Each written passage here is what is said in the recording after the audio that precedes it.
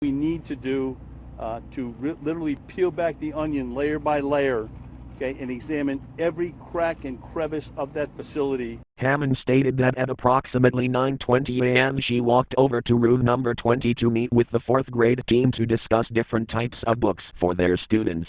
Hammond stated that at approximately 9:30 a.m. she walked over to room number 9 for a meeting with planning and placement team. Hammond stated that within 3 minutes of the meeting starting she heard a loud banging noise, almost like the sound of pipes banging when the heat first comes on. Censored explained that herself and 4 other teachers, censored, were in classroom 20 between 9 and 9:30 a.m. when they heard banging noises. Censored walked out into the hallway to see what was going on. They had thought something had fell, because she had just seen the janitor, Rick Thorne, walk by the classroom door. Censored came back into the classroom and told them that they had to leave, because, censored, said he smelled gunpowder. They began to hide but broke a classroom window and crawled out. She went on to explain that they were able to make it out of the window except for, censored, was unable to get out the window, so she stayed behind.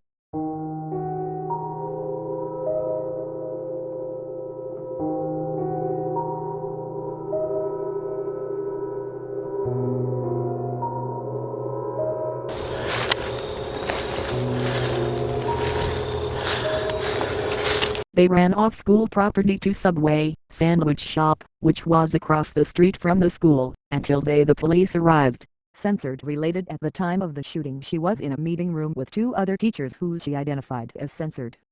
Censored related that she heard gunfire and smelled what she believed to be gunpowder. The gunfire appeared to censored to last forever, and she as well heard the voice of someone screaming and crying. Censored opened a window to the room she was in, climbed through it and ran from the school. Censored stated that at approximately 9:30 a.m., he was in a meeting room, west side of the school, with 3 other female teachers. Shortly after, Censored began to hear what appeared to be gunshots coming from somewhere in the hallway outside the meeting room.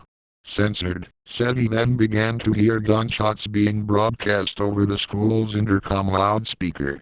Censored and the 3 female teachers attempted to hide in the meeting room they were in, because they knew the door to their room was currently unlocked and it was not able to be locked by them inside the room. Censored stated that, as the gunshots seemed to him to be getting further away, he opened the door of the meeting room and could smell what was known to him to be gunpowder. Censored said that he and a few his other colleagues began to run. Censored said he exited the meeting room into the hallway, turned right, facing south-southwest, and ran down the hallway, south-southwest, away from the sounds of the gunshots. Censored continued to run down the hallway to an exit door in the right side, west side, toward the rear of the school, and exited through that door.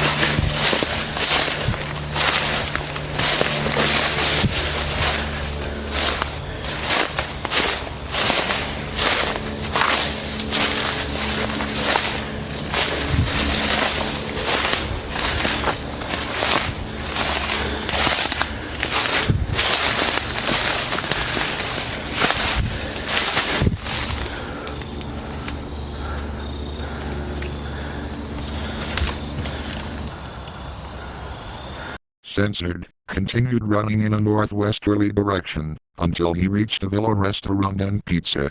Censored stated that he entered the restaurant and used a phone to call 911 and reported the incident to police. Censored said he believed 2 of the female teachers who were initially with him in the meeting room had remained inside that room after he had left. Censored said that after the incident he had met up with one of the female teachers who had remained in the room, who told Censored that she and another female teacher had broken out a glass window in the room, crawled out through the window, and ran from the school to escape. I have reports that the teacher saw two shadows running past the building, past the gym, which would be rear. State Police 911, what's the location emergency? Shady Hook School in Newtown. Okay, go ahead, sir. We have help en route to you. Sorry? We have help en route to you. Where are you? I'm at Subway. Oh my God, I just saw an ambulance. I'm sorry, what? I'm at I'm with a group of teachers. We ran out of the building when we heard gunshots. All right. Is anybody that's with you injured? No. Okay. Where are you in relation to the building? We ran down the street. What should we do? Should we stay here? Just stay where you are. Okay. Okay. You didn't see? Did you see the shooter? I didn't see any shooter. Did anybody with you in that group see you? No. We just heard the gunshots. Okay. All right. There is help en route. All right. Okay. At approximately 9:30 a.m. loud bangs were heard coming from the front office door area. It sounded like tin shelving hitting the floor. At first we ignored it, thinking someone had dropped something off of a cart going down the hall. I got up to see and, censored, followed me. I saw Rick Thorne, our custodian. He told me to get back inside and hide. At that point we thought it had to be gunfire. Too numerous to count, bullets, so many bullets. Everyone tried to find a place to hide. We turned the lights out. I told him to call 911. Not sure who, censored, opened a window going to back of school. They all went out the window and run into the woods. I think, censored, ran out the door and I yelled for him to stay and hide. I stayed in the room and hid in the corner. All right, now when you say the school is in lockdown? All doors are locked. Kids are in classrooms. Okay. So at this time you're defending in place? Excuse me? Okay, at this time all the rooms are locked? Yes. Okay, did you see anything out front before this started? No, I was out all morning. Where are you in the... Okay, the gym teacher told me they saw shadows going past the gym. Just now? Yes. All right. Now, are they running on the outside or the inside? I would say that was the outside. I have reports that the teacher saw two shadows running past the building, past the gym, which would be rear. Rear shooting.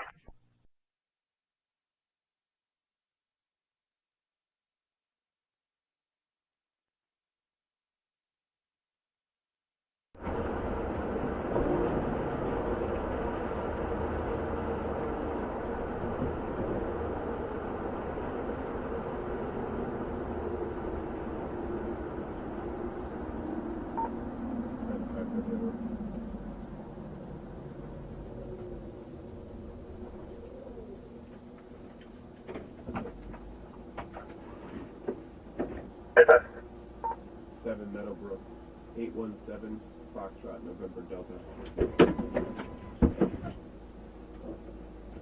Receive 817 Foxtrot, November Delta.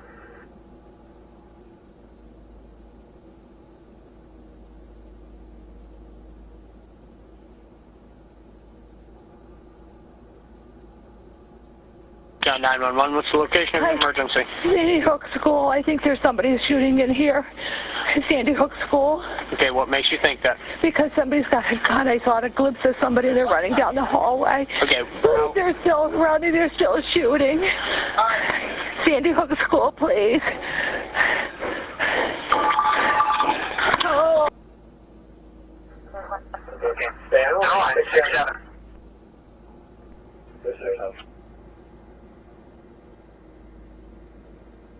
667 Sandy Hook School.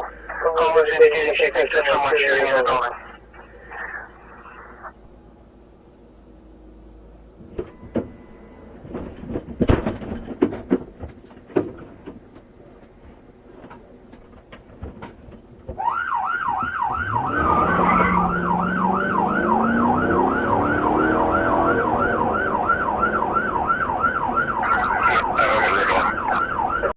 We were going as fast as we have ever driven, any of us.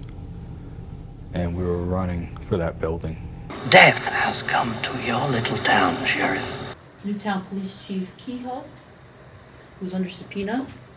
You solemnly and sincerely affirm and declare that the evidence you shall give at the case by question shall be the truth, the whole truth, and nothing but the truth upon the pain of penalty of perjury?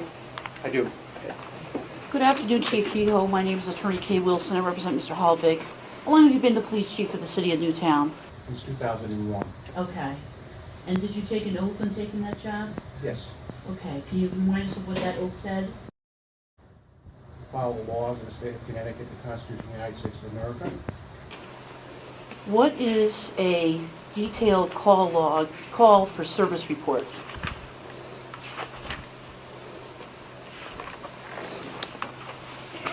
Not certain of the question. I'm asking you what a detailed call for service report is. I'm going to show you a document. And let me hand it first to your counsel and give a copy to you. Here's 2 copies, sir. And Mr. Halbig. Thank you. So you see the document that I've referred to, which has as a title, Detailed Call for Service Report, Chief Kehoe? Yes. Okay. So, have you ever seen a document like this before? Yes. Is this an official police record? Yes. And what does it purport to describe or to report? It's a call for service report from 12 Dickinson Drive, Newtown, Connecticut. Dispatch time is 12/14/2012 at 093655. Okay, and when did that call come in? Call came at 12/14/2012 at 9:35:43. Okay, and what was the call type? Unwanted person? And what does that mean, sir? It's a generic term that we use from our CAD RMS system, which is a computer-aided dispatch records management system, indicating that this person has not been invited to this particular location. What was the priority of this particular call? This particular document says it's a medium priority. Chief Kehoe, it purports to be a daily incident log. Do you recognize it as such? Yes, I do. Okay, is this an official record of the Newtown Police Department? Yes. Okay, and I direct your attention, sir, to page 3. What is the incident type there? Unwanted person. And the location or venue? 12 Dickinson Drive. Okay, and you understood that to be the Sandy Hook Elementary School? Yes. Okay.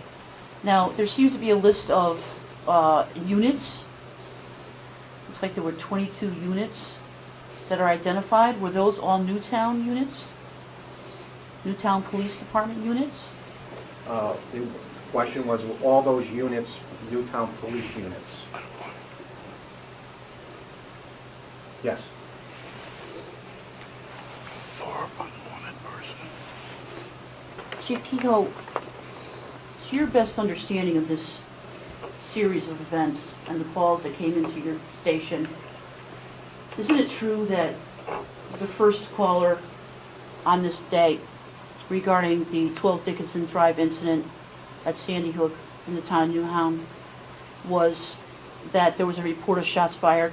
I believe that a document which would have been the detailed call for service report concerning this particular incident would have been a high priority call type involving shots fired.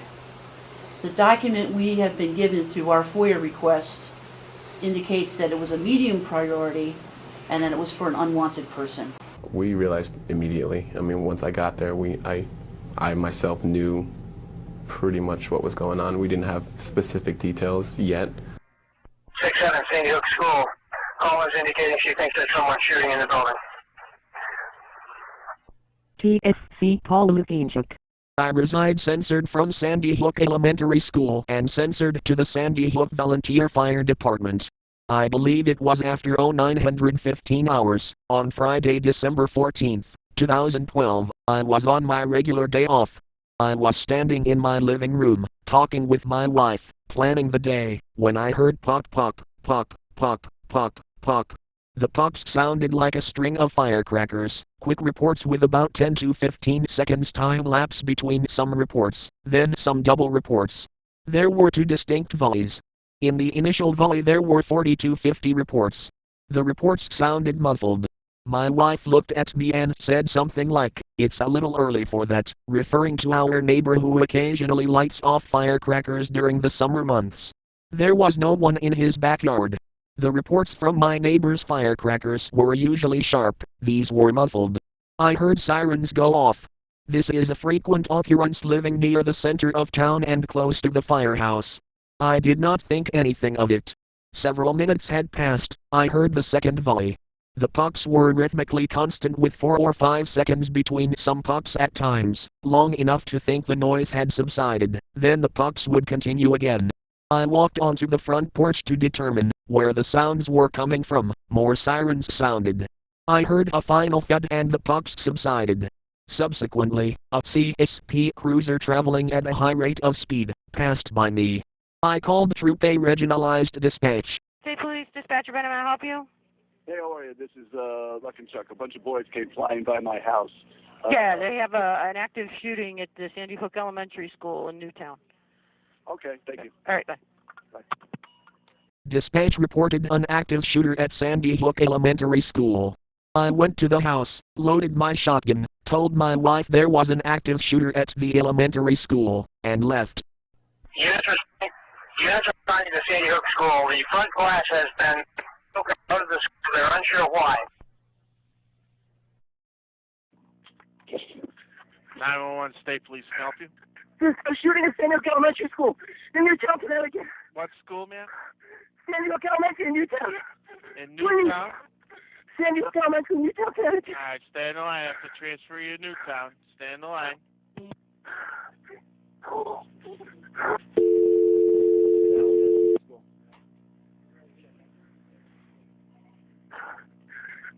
All right, stay in the line, man. The Newtown's going to tell you where I am.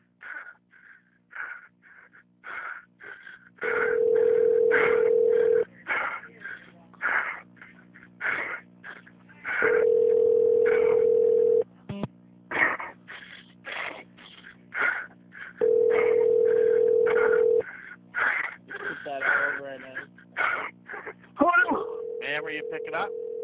Yeah. All right, what do you see? I hear shooting outside. I can't bounce from my door. Okay, I can help you. All right, you have one of the people I at think there's a Newtown shooting at Elementary. Sandy Hook Elementary School in Newtown. Oh, you're at Dickinson School? What? Are you at Dickinson? No, Sandy Hook in Newtown, Connecticut. Okay, what's going on there? I don't know. As soon as I walked through my door, there's a gunshot and people right out of the building. Are you in a room? Are you safe? I'm outside the building. I can't get in. I'm afraid to go through the front door. All right. My door's in that building, please. Hello? On December 14, 2012, Sergeant Colgren was the acting day shift patrol supervisor and was among one of the first police officers responding to the scene. At approximately 0900 hours, Sergeant Colgren was in his office and heard shots fired from dispatch. Sergeant Colgren then responded to the scene with lights and siren along with other officers who were at the department. At 956, you come up with school on the Crest Road. Other units take up station point in that driveway. 95, Roger. Copy. And what did you see? What did you hear?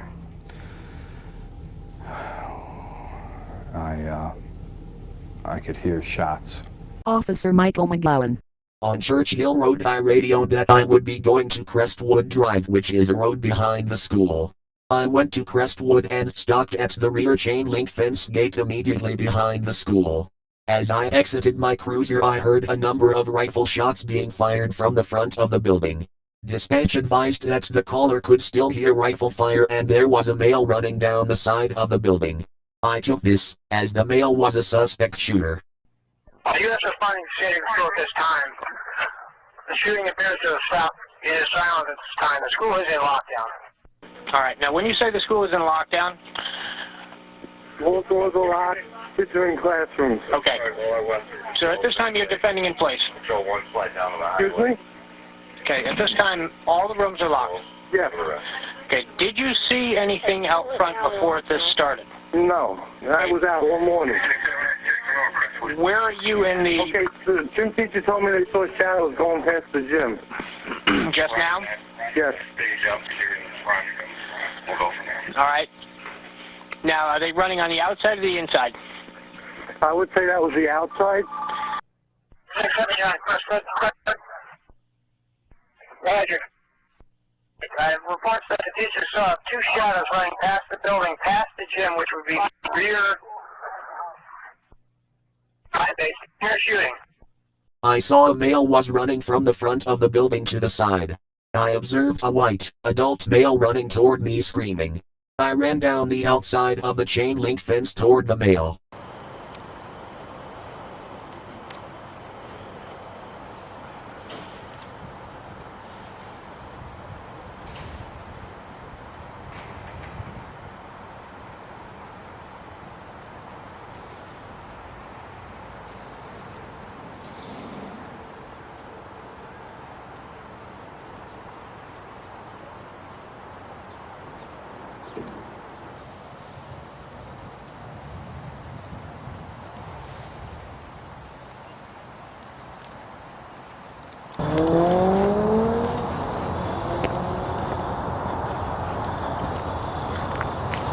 The male had an object in his right hand and was screaming.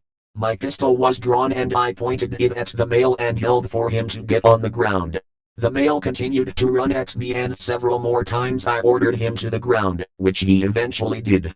The male said his child was in the school and there was shooting. At that time Chief Kehoe arrived on scene on Crestwood and I told the chief to cover the male, while I tried to get inside the fence, which he did. At that time I could no longer hear any gunfire. Yeah, we got them. They're coming at me down Crestwood. I'm hearing an address. Come up the driveway on the left side. I turned onto Dickinson Drive and stopped my patrol vehicle approximately 350 feet away from the main entrance of the school. As I exited my patrol vehicle I heard a number of sounds which I identified as gunfire.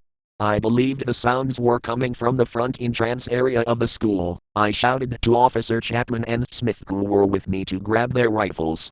The parking lot had many vehicles in it which obscured our line of sight to the front door. We formed a line and approached the sound of gunfire attempting to identify the person or persons who were shooting.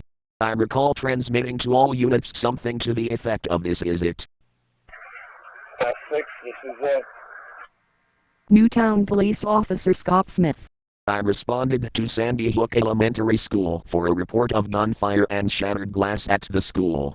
I entered the parking lot behind Sergeant Culgren and Officer Chapman. As I approached the front of the school I heard a transmission over the radio regarding a possible suspect running along the side of the school. I observed two adult females standing near the dumpsters at the northeast corner of the school. The females appeared very distressed, identified themselves as parents, and told me that they had not seen any possible suspects outside the building. I observed a dark four-door sedan parked in front of the school near the front door with at least one of its doors open and two black sweatshirts lying on the ground near the passenger side of the car. Based on this observation I assumed at the time that there were at least two suspects. Officer William Chapman. I observed Officer Smith somewhere to my right and Sergeant Culgren somewhere to my left. I instructed and gave hand signals to Officer Smith and Sergeant Culgren to move forward and seek cover behind vehicles in the third row of parking from the building. I continued to hear rifle fire which sounded like it was coming from outside the building in the parking lot. I looked for an identifiable threat and could not see anyone shooting. Here is the candles in the window of room 10.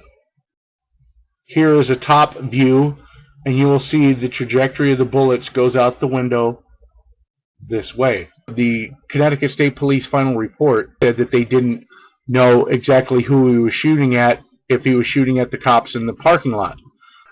You would have heard at least one report on the scanner and did not hear one officer report shots fired at them. Those are bullet holes. The rounds from the powerful assault rifle fired from inside the school traveled through a window and possibly walls. So according to the official story, this little green car here was shot by Adam Lanza from inside the building. Let's look at the bullet holes. You got one here. You got something going on here. And you got another one right here. What the heck is this? An exit hole? That's what it looks like to me. The shooter is outside the door. Okay, where are you in the building, ma'am? When you come in the door, make a left, room 9. Okay, can you see the shooter? No, I can't. We're on the floor. All right, I'm going to connect you with Newtown. Stay on the line. They're probably not going to pick up right away, okay? I'm going to stay on the line with you. Do you understand? Can you put pressure on? Ma'am? Ma'am? Ma'am, do you have a description of the shooter? No, I do not. As the gunfire continued, Officer Chapman, Smith and I continued to approach the main entrance of the school, weaving in and out of the parked vehicles, keeping each other in sight. We were approximately 115 feet from the main entrance of the school. At that time I could see the most of the main entrance area. I heard a burst of shots being fired and then there was silence. I did not see any people. I only saw a dark-colored sedan parked just to the right of the main entrance in the driveway, which was unusual. I then observed 2 females behind a dumpster.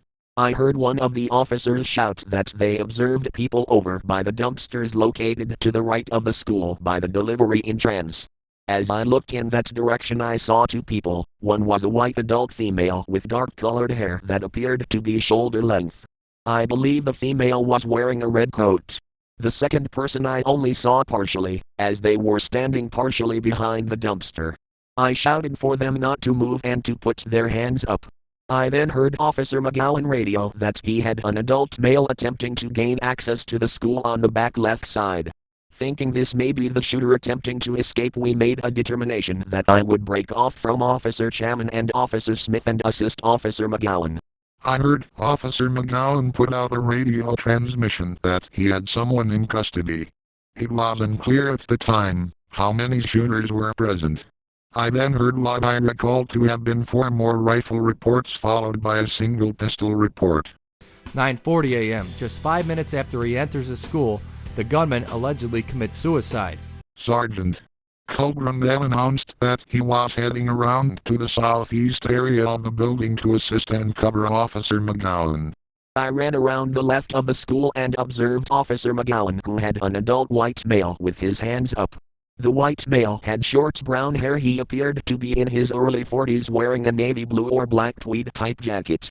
He stated he was a parent trying to get his child. I had the male prone out and began handcuffing him when Captain Rios took over. I ran back to the gate, got through, ran toward the male, and I observed Sergeant Colgren already with him, handcuffing him. I got him called out. Right, you're 7. You aware that we could have a second unit? Right, you're 7. You aware that we could have a second unit? We ran down to the firehouse. There's a man pinned down to the ground with handcuffs on.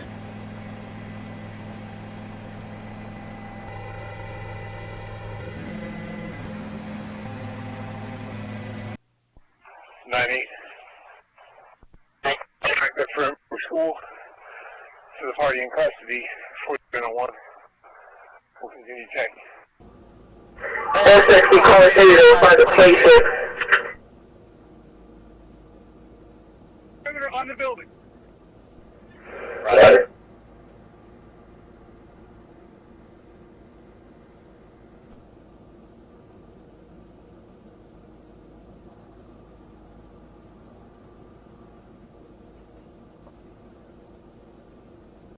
I reports that the teacher saw 2 shadows running past the building, past the gym, which would be rear.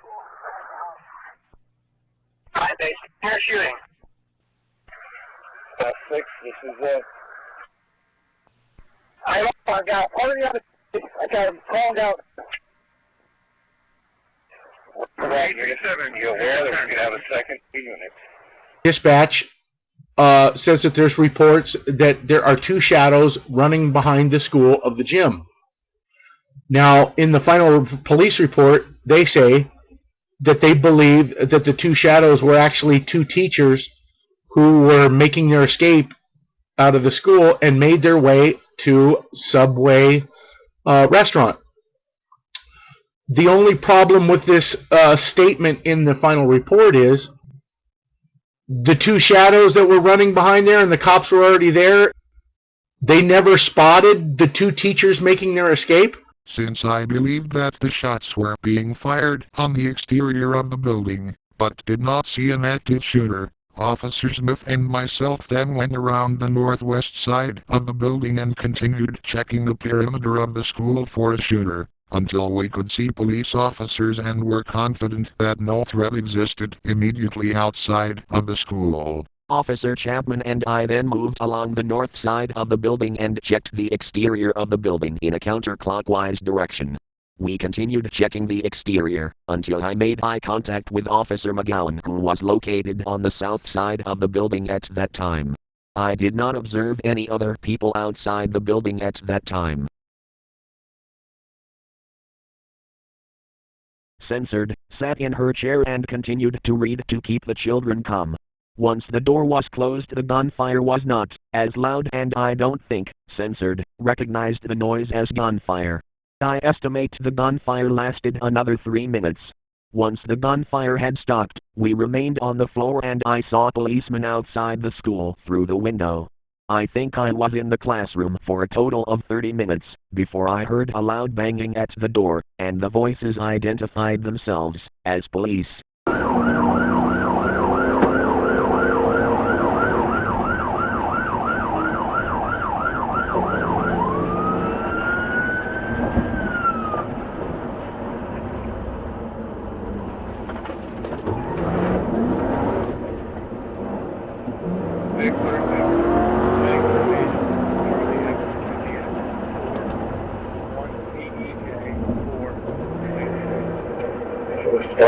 Again, be advised, last known shots were in the front of the school. May be over. 372, Echo, I told you, vehicle.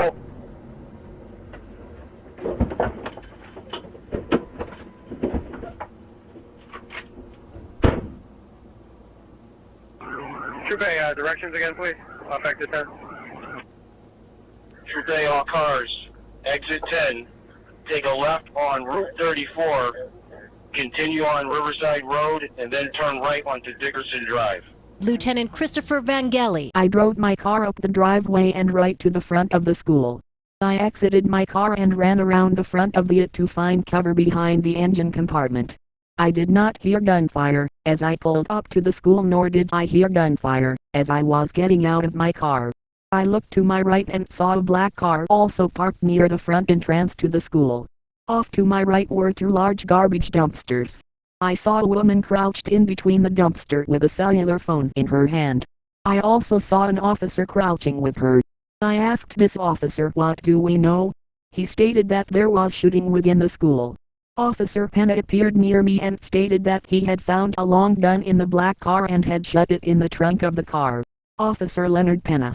Upon my arrival, I parked my patrol vehicle approximately halfway down Dickinson Drive. I then made my way up to the front school parking lot, where I observed Sergeant Veramonde and Lieutenant Angeli also in the front parking lot. The three of us stayed together and made our way to the left side of the school. I remember seeing other Newtown officers on the left side of the building. As I was making my way to the right side, I observed a black four-door Honda Civic sedan parked on an angle in front of where the main entrance of the school is, with its front passenger door wide open. I also observed two black zip-up sweat jackets lying on the ground to the right of the vehicle. At that time, I believed there were at least two suspects due to the number of jackets on the ground. I radioed dispatch with the registration plate as a possible suspect vehicle. I continued to the right side of the school with Sergeant Veramonde and Lieutenant Angeli, where we made entry into the school via an unlocked outside door to the boiler room. I did not hear any gunshots during the entire time that I was on scene. CEJ4, please. Responding again, last no shots were in the front of the, maybe the roof. 3572, Yellow Echo, October, 10 Officer Penna, Sergeant Bahamonde, who had just arrived, and I went around the right side, north, of the building. The first door Sergeant Bahamonde tried to open was opened. It led into a boiler utility room for the school. We entered the school in a triangle formation with Officer Penna in lead. The first door that we checked, we were able to get into, Okay, at this time, all the rooms are locked. Yes. which led to the boiler room of that elementary school. Officer Leonard Penna led Lieutenant Christopher Vangeli and Sergeant Aaron Bahamonde into Sandy Hook Elementary School minutes after the call went out. When I saw that Officer Penna had a rifle, kind of told him, "You're in front, buddy," and the heroism that he displayed just to get in front of us. State Police, 911, what's the location of your emergency? Sandy Hook Elementary School, shots fired. Okay, we have it, ma'am. Did you actually see the shooter? No. All right, we have plenty of help en route. Where are you in the building? In the kitchen? Okay, if you can barricade yourself into the room where you are, do that, okay? Do you have anybody else with you? Okay. Just try to barricade yourself in whatever room you're in, all right? All right.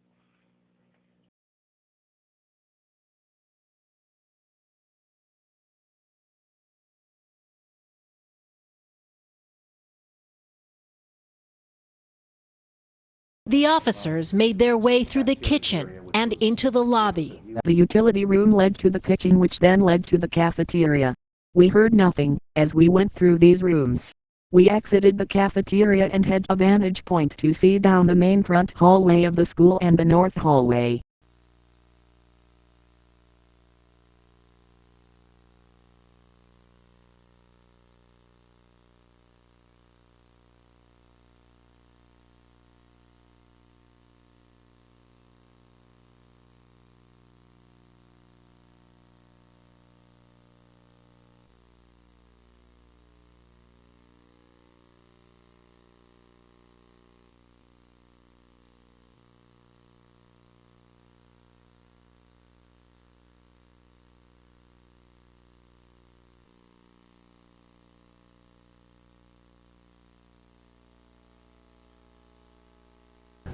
Silence. There's no noises. The quiet was deafening. Every second seemed like an hour. I've never experienced fear like that ever. It was free-falling almost. Sergeant Bahamonde stated that there were bodies in the hallway near the front door. I could see the bodies of two women lying in the hallway about 15 feet from the door to the main office. I saw that a large pool of blood was spread from one of the women. They did not move at all. That's when my world came crashing in on me, because I saw the victims there, and I knew this wasn't a joke. This was real, and we had somebody that was murdering people in there. We knew that we couldn't help them because they were beyond that. You just want it to be fake. Your mind keeps telling you that this is not real. The gunpowder smoke in there is nothing that I ever want to smell again, because it was just overwhelming. Sergeant Bahamonde then began to yell at someone who was in the north hallway. I looked around the corner and saw a dark-skinned man in his 40s wearing a blue jumpsuit. He was crouching in a doorway about halfway down the hall. I asked him who he was, and he said he was the custodian. And even was faced with the police yelling at him and confronting him. He was the shooter. Yeah, because they didn't know. I mean, they were doing their job. And we could hear that when the police came into the building. We could hear the conflict or the yelling back and forth between Rick, and he's saying, "I'm the janitor." And meanwhile, I'm on the phone with 911, and they're saying, "Yes, we know. There is a shooter." And you know, when I hear 6 to 10 minutes, it felt like it was 20 minutes. It felt like it was never ending. Yeah. Town Police Dispatcher.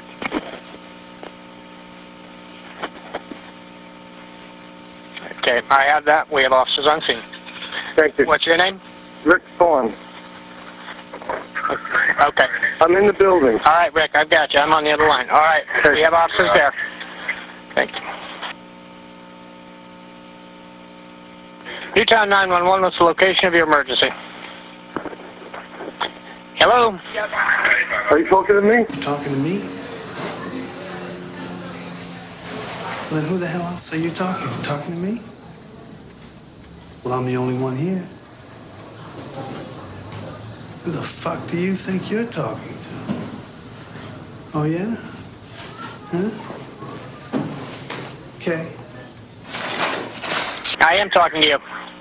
Okay, is this Rick? 12 Dickinson Drive, Sandy Hook. Hi, Rick, is this you? Yes. Okay, we're back on the line together.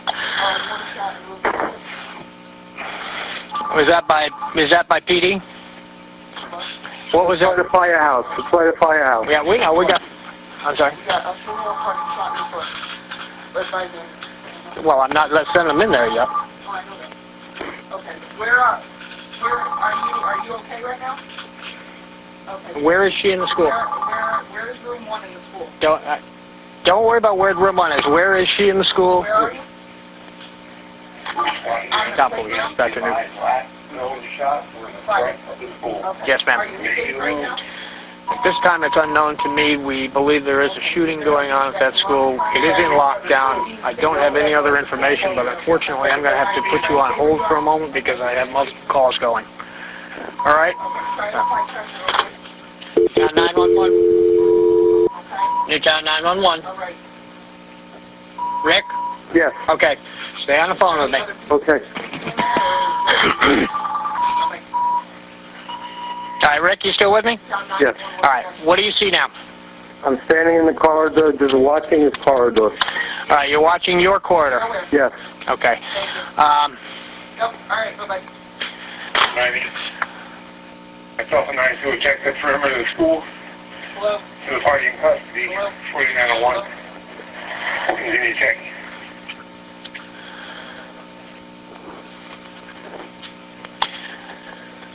All right. Do you hear any police officers at this time, Rick? I'm hearing talking. I'm not seeing anybody, but I'm hearing talking. Okay. Like I said, I'm standing in the middle of this corridor. Entering the south east of the school. Custodian. 16 of 3 entering southeast portion of the school.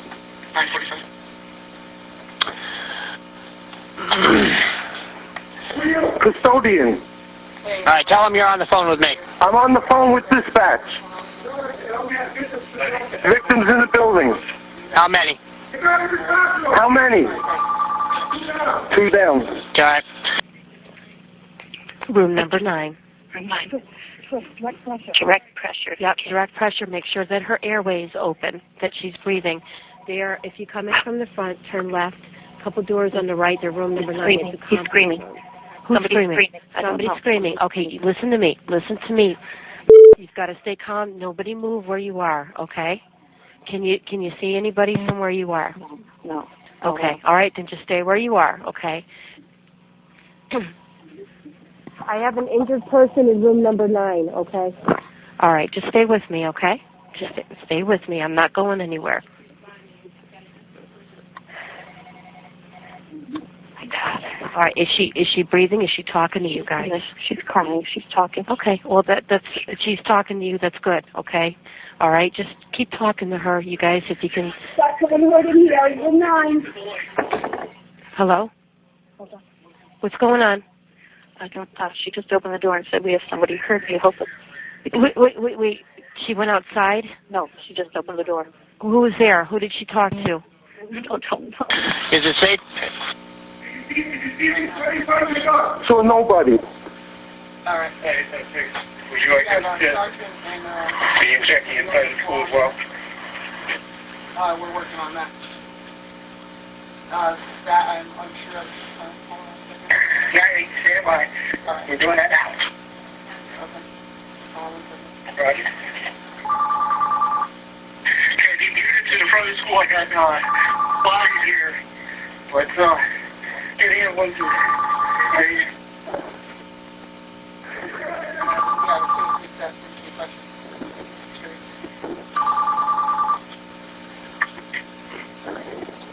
To the next stage.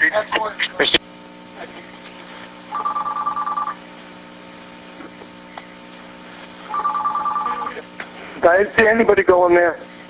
All right, Rick, I'm going to let you go. You go with them. Call the state police, okay? All right, state police have been notified. They've been notified. All right, Rick, actually, I'm going to keep you with me. Okay.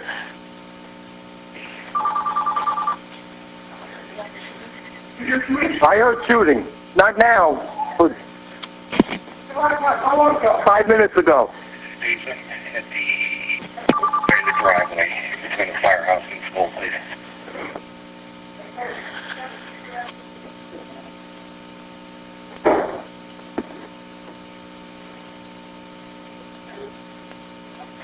Anybody else? Anyone report in? The building's not secured. The building's not secured. There's two sergeants and the officer. We'll move it up to the rear. Shady Hook Fire Department,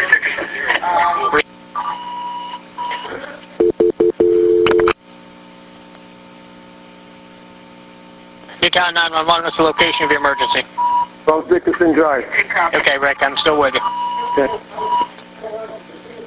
Jen, you're going to have to get 19 crabapple.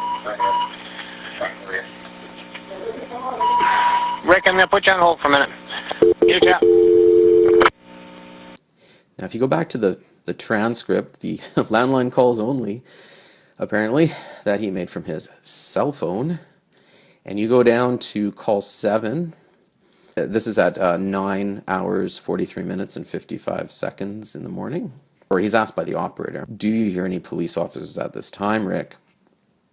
He says, I'm hearing talking. I'm not seeing anybody, but I'm hearing talking. So this is strictly regarding, does he see the police coming? Because they know they're in the building, and they're going to approach him at some point.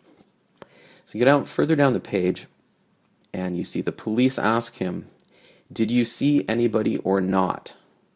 And Thorne says, I saw nobody. The audio and the transcript both agree that Rick Thorne told the arriving police officers, I saw nobody. Let's also note that the official transcript is hopelessly inadequate, since it claims the police asked, did you see anybody or not? When in fact we know the police asked Rick Thorne, did you see anybody with a gun? I find it highly unlikely that Rick Thorne would have yelled, put the gun down, since he saw nobody, and more accurately, he saw nobody with a gun. I asked him how many people were shooting and he said he didn't know and that he didn't see anyone. I then asked him how long ago he had heard the last shot. He stated it was a while ago. It was quiet and there was no sound. I could smell the gunpowder in the air and saw long gun, spent shells on the floor of the hallway near the front door. Since there was no active shooting, we held our position of cover for several minutes to await extra officers.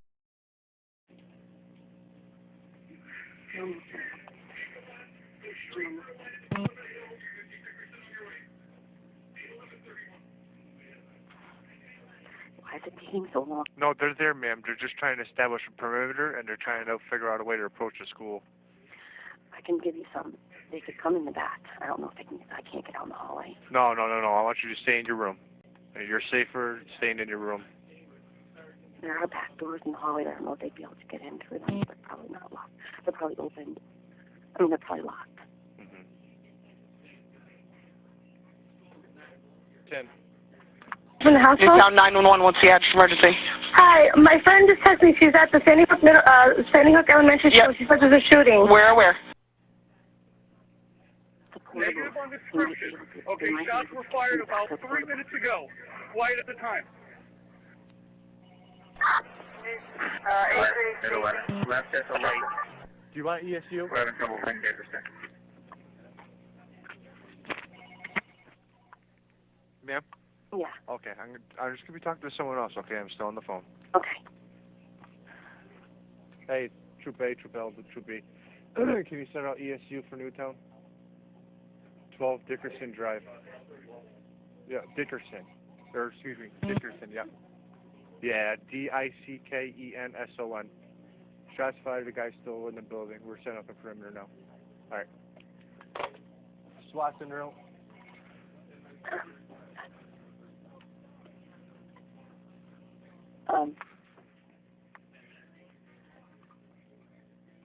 SWAT team's en route. Tim, did you hear me? SWAT's en route. State Police 911, what's the location emergency? Sandy Hook Elementary School? Yes, ma'am. We don't know what's going on. Okay, yeah, you have an active shooter in the school. Where are you in the building? In room 32. You're in room 32? There's a classroom next door to me that's not locked, so what do we do? Okay, is there entry from your room to that room? What? Yeah, there's an entrance. Okay, is there any way you could push desks or anything up against the door? You guys come in my room now. Get in here. Okay, well. Get in here.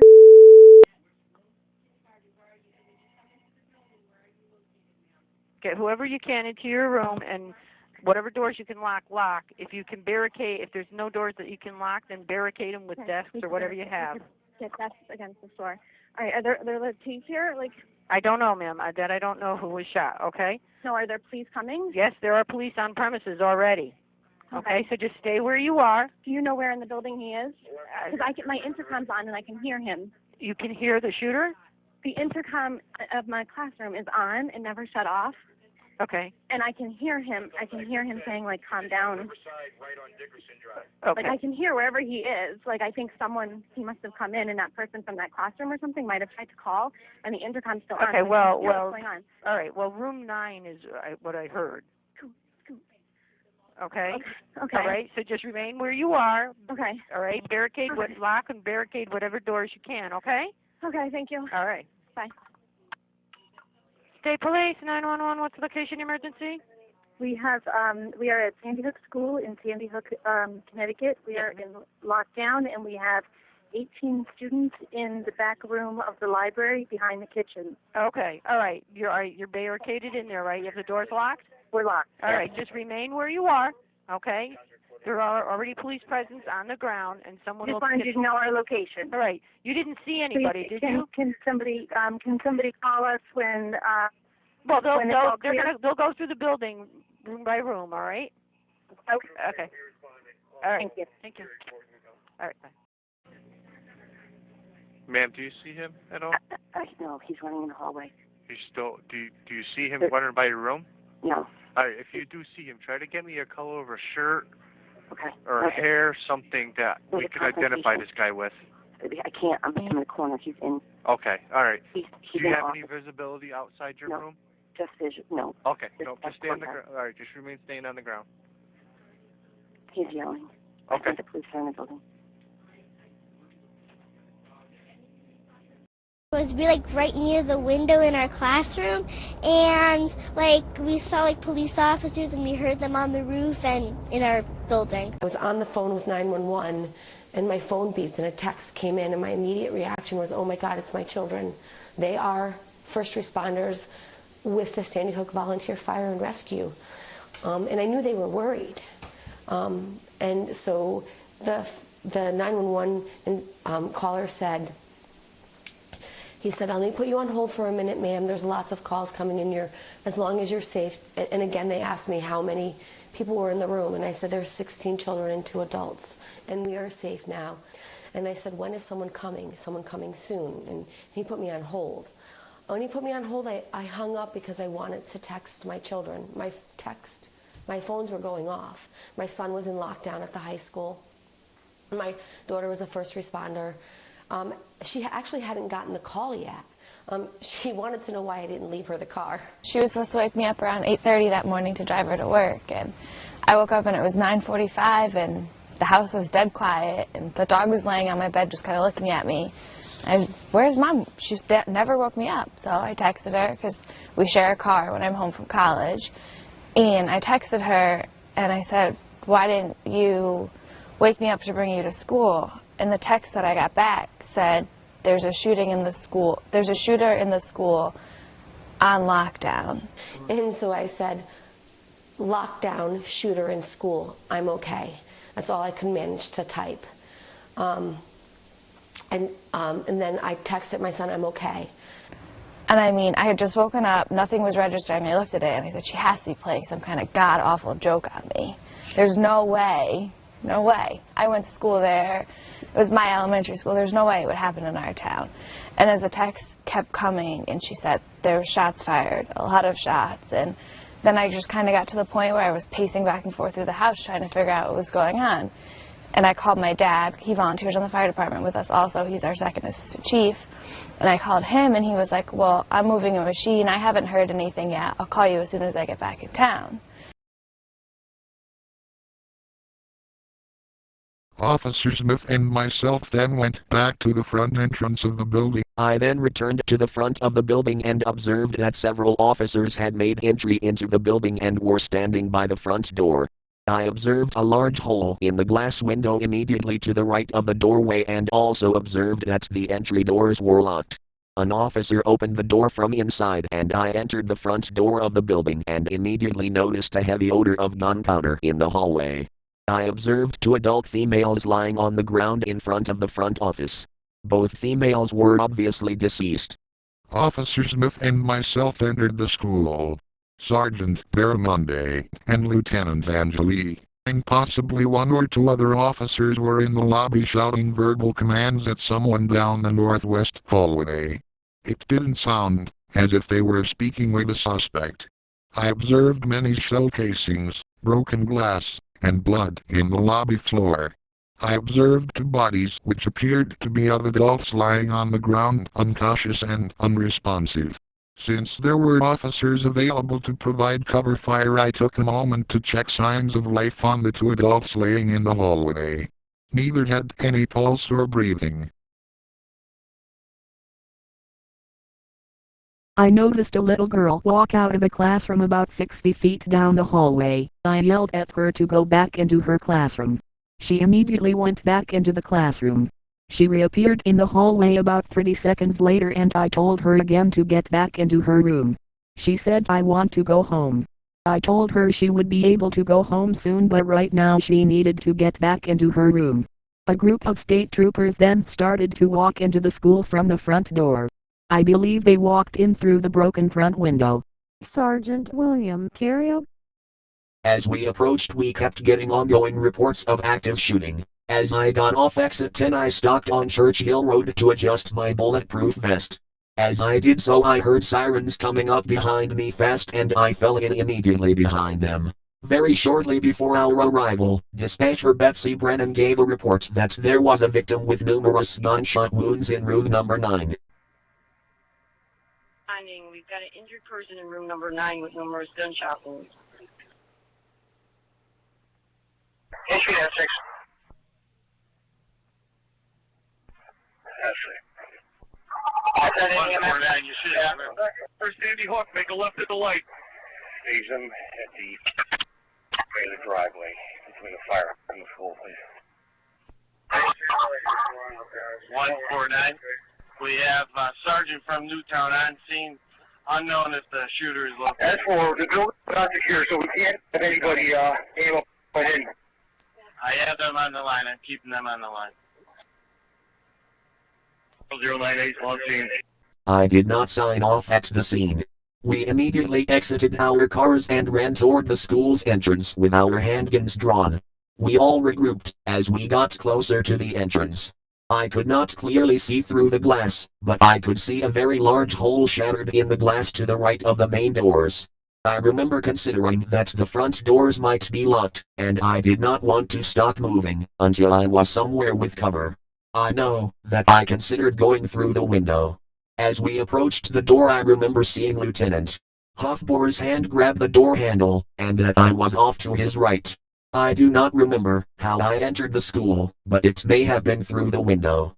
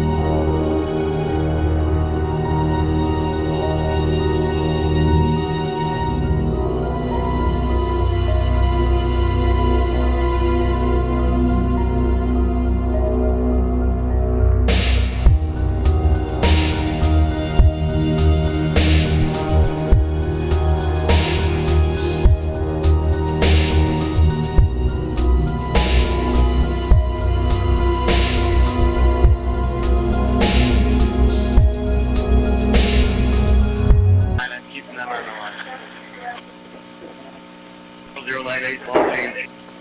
Lieutenant Michael Davis. At no time do I recall the sound of gunshots while running to the building. Upon reaching the front door, I entered behind Lieutenant Hofbauer as he held the door for me and immediately observed the two lifeless bodies of two white females, approximately 10 to 15 feet in front of the front entrance. The Newtown lieutenant was covering the right side corridor with a long gun and yelling at an unknown male in said corridor. At that time Officer Seabrook was running toward me and we went to the nearest door, on the left side of the building. The door was locked and Officer Seabrook smashed out the glass in the door with his rifle barrel and he unlocked the door from the inside. Officer Michael McGowan entered Sandy Hook Elementary with Sergeant David Colgren and Officer Liam Seabrook. Seabrook knocked out the glass on a locked rear door so the officers could get inside. We're moving down the hallway and we don't hear or see anything, so we just start checking, everywhere that we can. Where you could basically just smell gunpowder. We entered, heard nothing and one left. We smelled gunpowder and continued to move down the rear hallway, quickly clearing rooms. Chief Kehoe came in behind us and joined our team. Chief Kehoe. We needed to break into the school to get in because the back doors are secured. How did you get it open? Broke out the window. If the room's locked, that means that the teachers had done their job, locked their doors, and hid their children from danger. So we made our way around the building to the front of the building. I then went with 2 state troopers to search the cafeteria and the stage area. I went back to the main hallway and took 2 other state troopers with me to search the main office. Just prior to doing this, I noticed 2 or 3 state troopers with assault rifles walking down the north hallway from the back part of the school. They began to yell directions at the custodian. We then continued to the right hallway and began to make our way down toward the front of the building. We observed a male approximately halfway down and ordered him to the ground, which he did. I moved ahead and handcuffed him. At that time I could see he was a janitor by his t-shirt. I tried to tell them that it was only the custodian, but they ignored me. They had the custodian lay on his belly. I know that our custodian had stayed in our hallway out the entire time. And when the police stormed or came in, I heard the conflict. He was trying to explain to them that he was the custodian, and I could hear that. I could hear the yelling between the two of them. The police were coming in. I stayed with him for approximately 2 minutes until a trooper arrived at my position. Well, we found there was all these people, and we found out because we right near the window in our classroom, and we saw police officers, and we heard them on the roof and in our building. Was everybody crying, scared, wanting their parents to come get them? Yeah. They were, and then some people were even they kind of felt they got a stomach ache. Did you hear any gunshots or anything like that? Well, police officers, they were kinda, because there's police officers, right out the door, trying to find the guy. You were in there, Alexis? Yes. What happened? Nothing really much. We heard an ambulance and a police officer come, and everybody was a little scared, crying, and I felt actually a little sick, and I felt like I was gonna throw up, and it felt that to my teacher too. How did you get out of there? We had to go through the building, and then we had to just go to the firehouse. And did you know what was happening at the time? No, until our next door neighbor, Mrs. Walker, which is one of our friends, and then she said that there's a lockdown.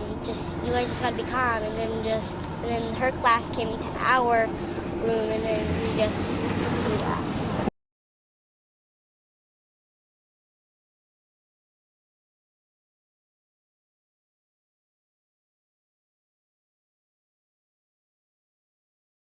One of the troopers with a shotgun joined me and another trooper as we cleared the main office.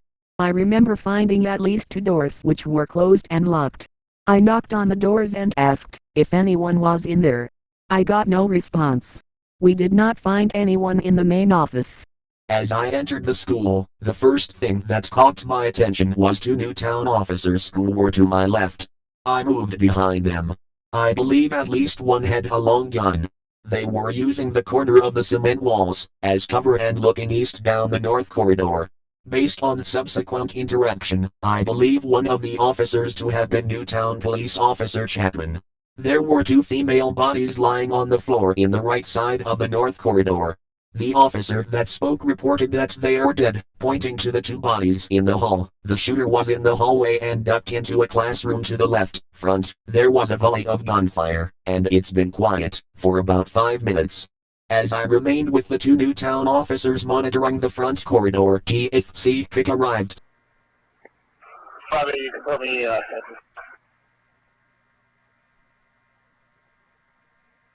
it's going to get off 11 there on 34. At 6S4, if you're going to assist with setting up a perimeter. And make a left, go straight through the left bottom of the hill, you're going to see Dickerson on your right. 81131. 311. TFC Kick entered at about the same time. There was a commotion in the second corridor off the west side of the lobby. I remember backing up to see what was going on. There was a group of several police officers at the opposite end of the corridor shouting commands at someone in the corridor. I remember him holding something in his hand, and I remember the idea that he was possibly the janitor. As that situation was coming under control, Lieutenant Hofbauer directed TFC Kick to instruct troopers to set up a perimeter on the building. TFC Kick radioed to other CSP responders to set up a perimeter. Hey guys, you should have Newtown on scene with 2 sergeants and another patrol car. Hey, 2 Newtown, might we possibly need a second medic? S6, can we get a location? I briefly ran out of the building and behind the front row of cars. I asked Newtown Police Captain Rios, who was detaining a civilian, where the playground was and had moved far enough east to see that area was clear. I then returned back into the lobby. I believe I was out of the building less than 1 minute. As I returned to the building, the situation in the western corridor was coming under control, and I moved back to the 2 Newtown officers covering the northern corridor. I believe Sergeant Davis was already there. As I arrived, I recall Sergeant Davis saying "Form up." I do not remember if he was speaking to the group or if it was an instruction for me to join them. Sergeant Davis said, "I got your back," and I realized I was the back of an active shooter formation. When we passed the 2 females, there were no signs of life, and they appeared to have multiple gunshot wounds. Officer Smith and myself then proceeded slowly down the northeast hallway, checking rooms systematically, beginning with the first door on the interior side of the hallway. We entered the room and found no occupants. We then crossed the hallway and checked the first classroom, finding no occupants. TFC John McJaver. As I approached the front entrance of the school, I observed the broken glass on the ground near the doors. I observed several troopers and police officers inside the lobby of the school. I entered the school through the broken glass window on the right side of the main doors. As I entered the school, I observed 2 females lying on the ground in the hallway to the left. I heard officers giving orders to someone in the hallway to the right side of the school. Once he was handcuffed, I approached the custodian with Lieutenant Hofbauer and I believe Sergeant Davis as well. We asked the Newtown officers if they had a description of the gunman. They didn't have any information about the gunman. We got the janitor up and ran him to the front of the building, where I turned him over to Officer Pena, who took him outside. Also, how can one explain Thorne's omission of having seen the mangled bodies of Don Hochsprung and Mary Sherlock after passing them in the lobby? Thorne stated that as the police approached, they instructed him to lay on the ground. Thorne stated that he complied, and as he laid on the ground, the officers handcuffed him and escorted him out of the building. Lastly, Thorne related that as he was being escorted out of the room, he observed 2 adult females lying in the hallway by the office. Thorne stated that they were near a bench, and they both appeared shot. Moreover, Thorne stated that he did not recognize them, but he did notice that one of the females was wearing an orange dress. I found a big discrepancy with what Custodian Rick Thorne says. One of the dead staff in the hallway, either Don Hochsprung or Mary Sherlock, was wearing versus what the official report says the principal/psychologist wore. Rick said one of them was wearing an orange dress. Lastly, Thorne related that as he was being escorted out of the school, he observed 2 adult females lying in the hallway by the office. Thorne stated that they were near a bench and they both appeared shot. Moreover, Thorne stated that he did not recognize them, but he did notice that one of the females was wearing an orange dress. His testimony was taken December 14, 2012 at 12:51 hours, so it would have been fresh on his mind. Now notice, in the scene report, a detailed description of both Dawn and Mary are given their deceased state in the hallway. Guess what? Both are wearing jeans and not a dress.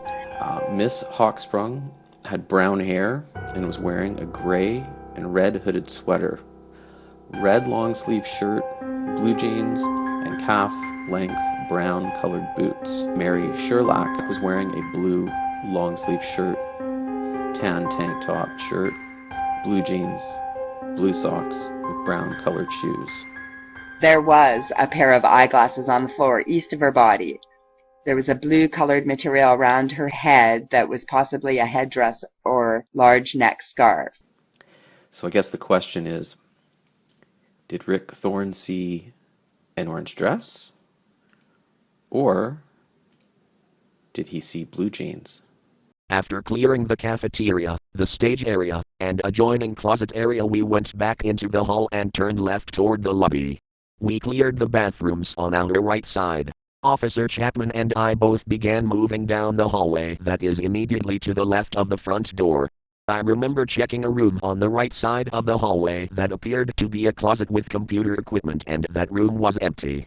I do not recall specifically who searched the first room on the left, room number 12, but I remember believing that it was unoccupied and did not perceive it as a threat. I suspect that the 2 Newtown officers left the formation to check that room, as I felt some confusion, as our point man had left. I remember entering a conference room to the right, room number 9. Okay, they have the SWAT team on the way as well. We're just trying to figure out where the shooter is, okay? All right? It's going to be okay, all right? You listen to me. All right? They've got people on the outer perimeter. We're just trying to find where the shooter is, and then we will get somebody to you guys. Just stay where you are. Tell everybody to stay calm. Who's that? Is that... Thank you, the police officer just came in. Is it, oh, there a policeman there? Yes. Okay, all right, you guys are okay, all right? We then crossed back to the interior side of the hallway and entered a room and observed some adults and some children crouched down at various locations in the room. I observed an adult female laying down with obvious injuries to what I believe to have been her leg and hand. She was conscious and responsive. I advised everyone in the room to stay where they were and that the police would keep them safe. I remember checking a second room on the right side of the hallway. That room was a small classroom with several female adults. I recognized one adult as Natalie Hammond. Natalie Hammond indicated that she had been shot in the leg and arm. I did not observe a large amount of blood and the wounds did not appear life-threatening at that time. All other adults stated that they were uninjured. Natalie Hammond stated that she saw the shooter but was unable to provide a very accurate description. She indicated at the time that she had only seen one shooter. No other adults inside the room had observed any suspects. At that time, I left Hammond in the care of the other adults in that classroom. Officer Chapman and I continued to check the building, as we did not know the status of the shooter at that time. Sergeant Davis was somewhere near me. I did not enter far into the room. I do not know how many people were in the room, but I did not sense a threat. There was a woman motionless to the left of the door, and a woman was crouched on the floor somewhere across the room. There was no one anywhere near the woman by the door, and I knew she was alive. I believe she was crying quietly. The woman across the room appeared to be on a cell phone or portable phone. She ended her conversation saying something like "police just came in," as she started to crawl out of her hiding spot toward me. I do not recall if I spoke or just gestured for her to stay where she was, but she retreated to her hiding spot. She then called out, "That woman is shot." I glanced at the woman by the door and saw blood around her. Her breathing appeared good, her head and torso appeared uninjured, and I observed bleeding at her left leg. I told the woman on the floor I would be back and retreated to the hall. I do not believe I was in the room for more than a matter of seconds, and I recall the feeling that I was moving back toward the danger as I left the room. I exited the room and saw a sergeant from CSP standing in the lobby as well as possibly 2 or 3 other troopers. I advised him that, if cover was available, we needed 2 troopers to remove the injured female. I recall that every time I looked behind me toward the entrance of the school, I could see more and more troopers coming onto the scene. Lieutenant Michael Davis. The male was believed to be a janitor and placed into custody. The officers and troopers at the scene began to form up in an active shooter formation. I believe it was Lieutenant Hofbauer, Sergeant Cario, myself and a Newtown officer checked the corridor for a potential shooter. I was on the right side, as we went down the north hall and first observed a room with 3 females, one lying on the ground with an apparent gunshot wound to her leg. We advised them they were going to be okay and continued down the corridor. TFC Patrick Dragon. Upon my arrival on scene at approximately 0950 hours, I parked my assigned vehicle just prior to the entrance of the school parking lot, and with my assigned duty weapon drawn and medical kit on my shoulder, I made my way to the northeast corner of the building, where a perimeter had been set up. Upon doing so, I heard someone shout out, "We need a rescue team, there are victims." After hearing this being said, I then proceeded to the front entrance. Upon arriving at the front entrance of the school, we met with Sergeant Davis, who had informed us that one team had just entered the school and began looking for the shooter. While at the front entrance, I observed the fact that there was a large hole in the glass window to the right of the front doors that appeared to have been shot out based upon the amount of spent cartridges and broken glass that I saw on the concrete sidewalk on the exterior of the building. Before entering the school, I advised TFC Bineki that I was an EMT and that I had my medical bag with me. Upon entering the school, I observed a heavy-set Newtown police officer standing in the west hallway, who appeared to be breathing very heavy, visibly shaken and overwhelmed. I also observed that there was a large amount of shattered glass and several spent rifle cartridges on the floor in the interior entryway of the school. I then observed 2 Newtown police officers along with several other CSP personnel proceeding down the north hallway, looking for the shooter. After seeing this, we then proceeded left and began to walk down the north hallway, and upon doing so, I observed 2 females lying on the floor near the wall. Both females appeared not to be breathing. After seeing this, I donned medical gloves and I attempted to check each female for signs of life by palpating their carotid artery. Both females were pulseless and not breathing, at which time I stated that we could not help them.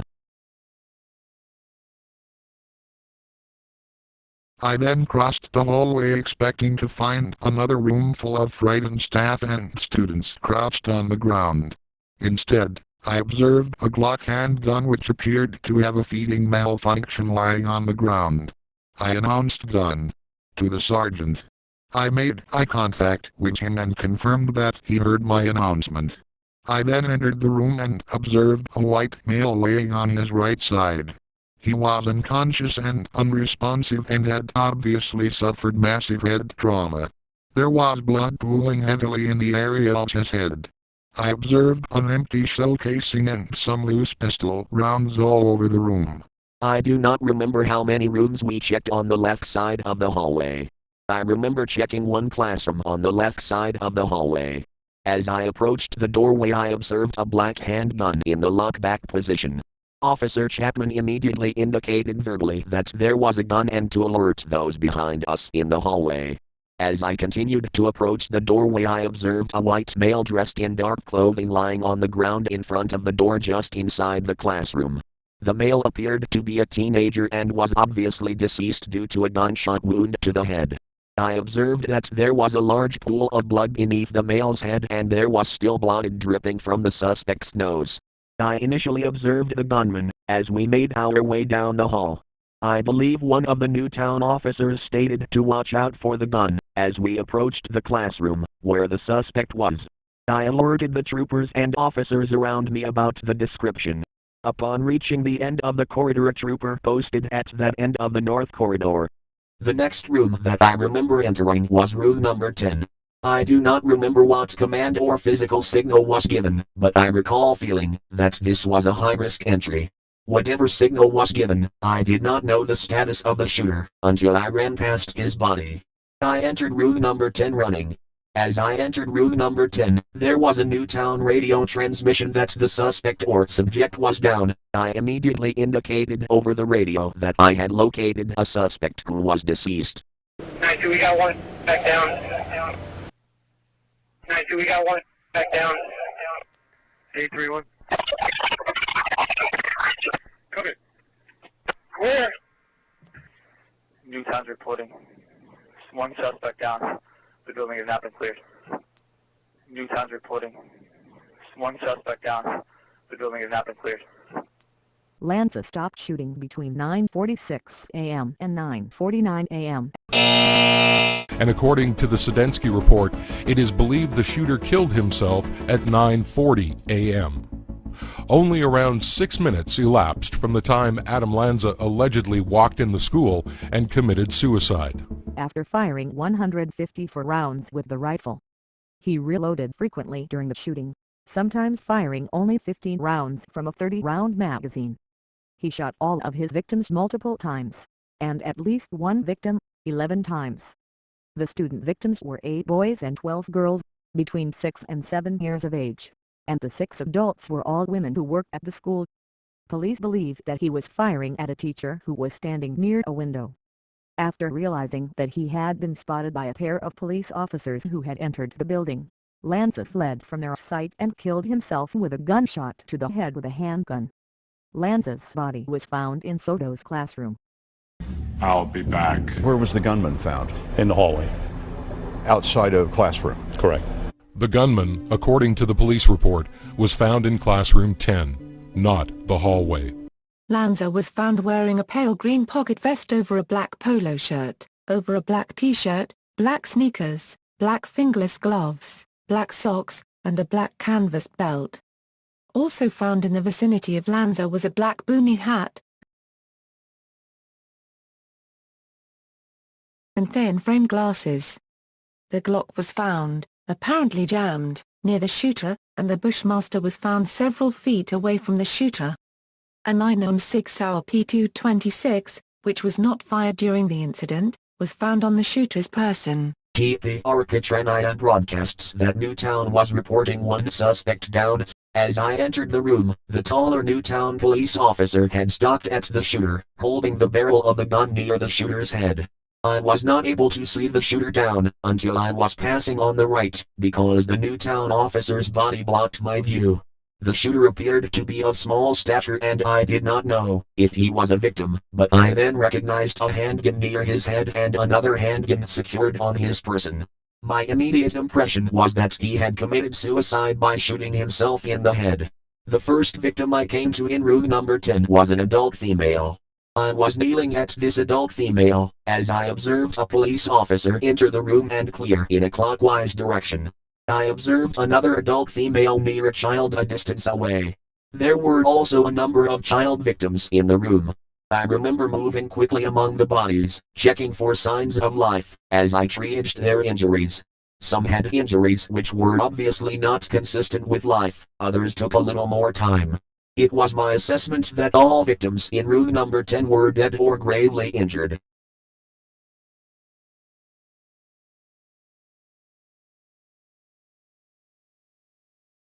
Officer Chapman and I enter the classroom. I observed an adult female lying on the ground at the front of the classroom who was obviously deceased. I also observed what appeared to be more than 10 children who were all lying on the ground throughout the classroom. All of the children appeared to be approximately 6 years old. While scanning the room I did not observe any obvious signs of life. I also observed a black rifle located on the ground in the rear of the classroom. While checking the room for a second suspect I located 2 uninjured children, 1 male and 1 female, inside the bathroom at the rear of the room. I told them they were safe and I instructed both children to keep the door closed and I shut the bathroom door. During that time, Officer Chapman had checked everyone else in the room for a pulse and located 1 female child with a pulse. Officer Chapman carried the female out of the building and I remained by the classroom door. I walked in further into the room and cleared it for additional shooters. I observed a censored. My heart broke and I walked around the room saying to myself, no, no, no. I observed an AR-15 style carbine with a collapsible stock lying on the ground in the northern corner of the classroom. I believe but do not recall specifically that I observed 30-round magazines on the ground somewhere in the room as well. I thought it was odd that the rifle was so far away from the shooter and thought that one of the adult staff possibly was able to take it away from him. I cleared the next classroom down in the same side as the first two classrooms and observed a pile of dead children in the bathroom closet. It was the most horrific thing that I had ever seen. I remember at some point thinking someone has to be alive, the shooter is down, it's time to get people out of here. I then went back into the classroom and that the shooter was in and began triage of the victims. I walked past the shooter. I recall noting that he had injuries incompatible with life, but still having no desire to offer him medical aid either way. I moved from victim to victim checking their pulse and for breathing. The last victim that I checked was a little girl. I slung my rifle across my back. I briefly ran out into the hallway and requested that an ambulance come and requested officers to provide cover while I took someone out. Someone told me, go.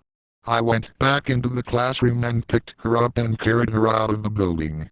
I saw Lieutenant Angle and told him that I needed an ambulance. We then proceed to walk down the north hallway, and as we're doing so someone shouted second gunman. The first room we came to was room number 10. I observed a white male possible in his early 20s who appeared to be deceased lying on the floor wearing an empty holster on his right leg. On the floor next to this white male there was a handgun. As we proceeded further into the room we observed there to be several children lying on the floor. These children all appeared to be very young and not to have any signs of life based upon the amount of severity of the trauma sustained censored. I attempted to check for survivors receiving negative results. I also advised the team that I was with that there was nothing that we would be able to do to help these children. After exiting from room number 10, I observed a Newtown police officer running down the hallway towards the front entrance with a child in his arms.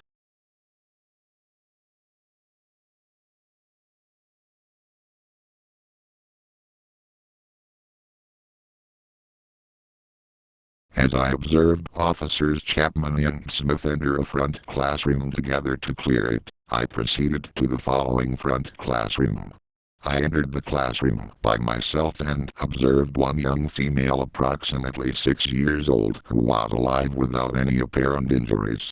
The young female looked at me and stated, "I'm scared and want to go home." I also observed multiple bodies lying on the ground in the classroom. And as I made my way farther into the classroom I saw a bathroom door partially opened with multiple lifeless bodies on top of one another, all with gunshot wounds. The young female was the only one alive in the classroom and I assured her that I was there to help her. I told the young female to stay inside the classroom while I checked to make sure I was able to get her out safely. I went to the first classroom where Officers Chapman and Smith first entered and observed multiple lifeless bodies lying on the ground, including what I believed to be a suspect who was lying on his right side and appeared to have been handcuffed behind his back. It was my initial belief that Officer Chapman or Officer Smith had shot the suspect, although I never heard any gunshots. A flex-fit hat with a bullet hole in the forward portion of the top of the hat and some hairs sticking out is seen within the police report. The hairs were not tested to see if they matched Lanza. The police report describes the hole in the gunman's hat along with his entry and exit wound thusly. This hole was consistent with having been worn by the shooter at the time the shooter received a bullet to the right rear lower portion of his head, which exited out the top portion of his head and hat. So, according to the police report, Adam Lanza received a bullet to the back of his head, which exited out through the top. This is in direct contradiction to the autopsy report. The final medical examiner's report on Adam Lanza's anatomical diagnosis indicates he committed suicide from an intraoral gunshot wound. According to Merriam-Webster's dictionary, intraoral is defined as situated, occurring, or performed within the mouth. So, did he receive a bullet to the back right rear portion of his head, or did the shot occur within the mouth? The only way to clarify this for certain is through post-mortem photographs.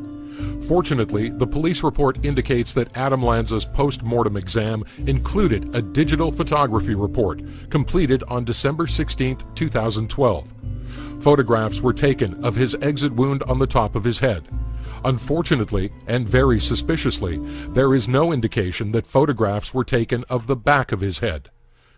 Lines 13 through 18 in the digital post-mortem report indicate photos were taken on the top of his head.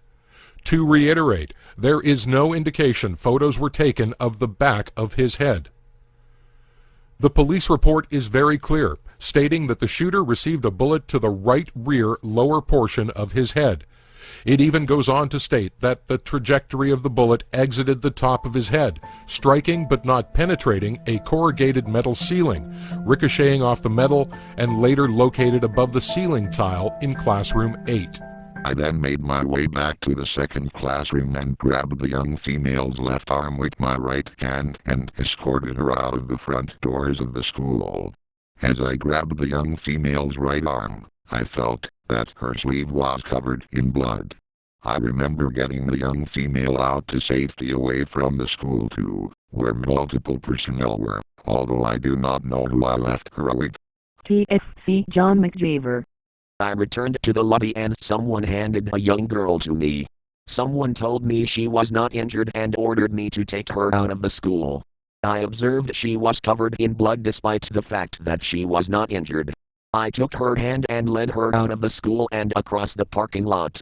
I handed the girl over to a mother and ambulance personnel in the parking lot and asked them to take the girl over to the ambulance on the other side of the parking lot.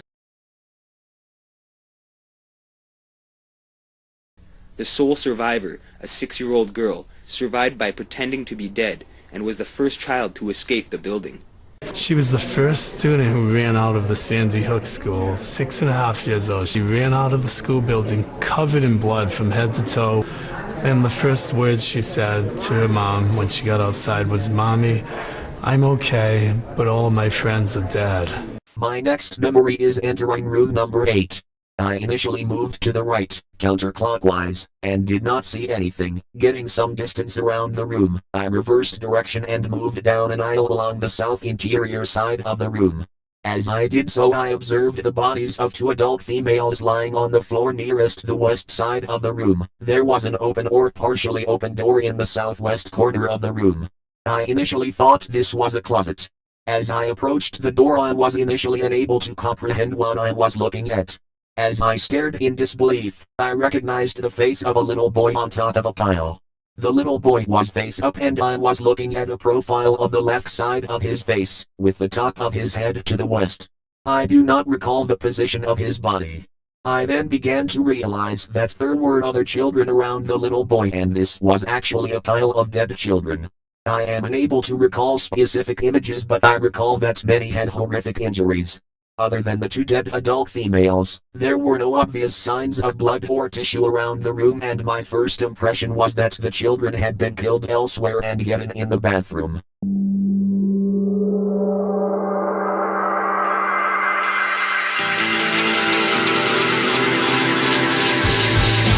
I do not recall my actions the first time in room number 8, but I recall censored as I exited the room. Stepping out of room number 8, I observed that rooms to the east were being evacuated and that there were police officers in both directions. I decided that my services were best utilized if I worked in an EMS capacity, as others worked to clear the building. I have been active in EMS rescue associations and have held the certification of EMT or EMT Intermediate for more than 32 years. As I ran down the hall, I made a general statement that the injured should be brought to the front of the school for transport. I ran out the front of the school to TFC Cook and asked for his first aid kit, as he had the only vehicle near the school. I re-entered the school, where I observed a female adult survivor who made her way out to the main hallway. I told her to grab my arm and I then escorted her outside to safety. Shortly after, I went back outside to the front of the building and looked through the inside of the suspect's vehicle. I then observed a long gun on the floor of the back seat. I removed the long gun with a loose magazine and placed it into the trunk of the vehicle to secure it. I then observed the key to the vehicle lying on the front passenger seat. I took possession of the key and locked the vehicle.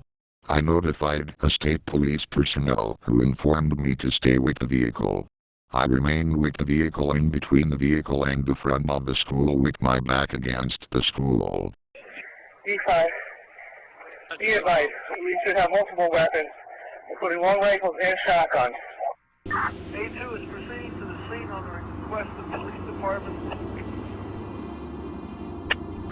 E5, be advised, we should have multiple weapons, including long rifles and shotguns. Additional officers entered the building and began clearing rooms further down the hallway. As the hallway became more secure, I indicated to officers in the hallway that I would be removing 2 children from that classroom. I returned to the bathroom and told both children to close their eyes. I then carried the children out of the building and put them in the care of several adults who were located at the far end of the parking lot. During this time I believe I first learned that there were 2 jackets outside the suspect's vehicle and there were suspicions of a second shooter. TFC Cook had his first aid kit on his front passenger seat. I grabbed the kit and told TFC Cook to leave the keys in his car as well as to call for 2 additional cars to come up to the school to evacuate the injured, as we could not yet call ambulances in. TFC Cook called for additional patrol vehicles to the scene and I ran back into the school with his first aid kit. Newtown's reporting. 1 suspect down. The building has not been cleared. We need a couple more cars up at the scene. My assessment was that I needed to treat the injured woman in room number 9 first. That woman had serious injuries but had a good prognosis, if I could control her bleeding. The others all appeared to be dead or gravely injured on my initial assessment. I entered room number 9, donned gloves, and proceeded to treat the injured woman as Sergeant Davis covered me from the door. Sergeant Davis asked the victim for a description of the shooter and the victim, although very emotional, reported the shooter was wearing black and had a mask. This was not what we had observed in room number 10. Sergeant Davis then directed a local officer to cover me, while he left with the information about a possible second shooter. Lieutenant Michael Davis. Sergeant Cario and I returned to the injured woman and he began to administer first aid. I asked the injured woman if she had a description of the gunman or gunman. She stated that she thought he had a black mask on. This alarmed me, because the lone gunman who was down had no mask. At one point I borrowed a knife from the local officer and cut the pants from the left leg of the female victim. I quickly bandaged her left leg and left hand, apologizing for the combat medicine and telling her this was just to get her to the ambulance. As I was bandaging the woman's hand, CSP Detective Patrick Dragon entered and identified himself as an EMT. I was directed to room number 9, where Sergeant Cario was providing medical attention to a female staff member of the school who had received gunshot wounds to her left hand and left leg.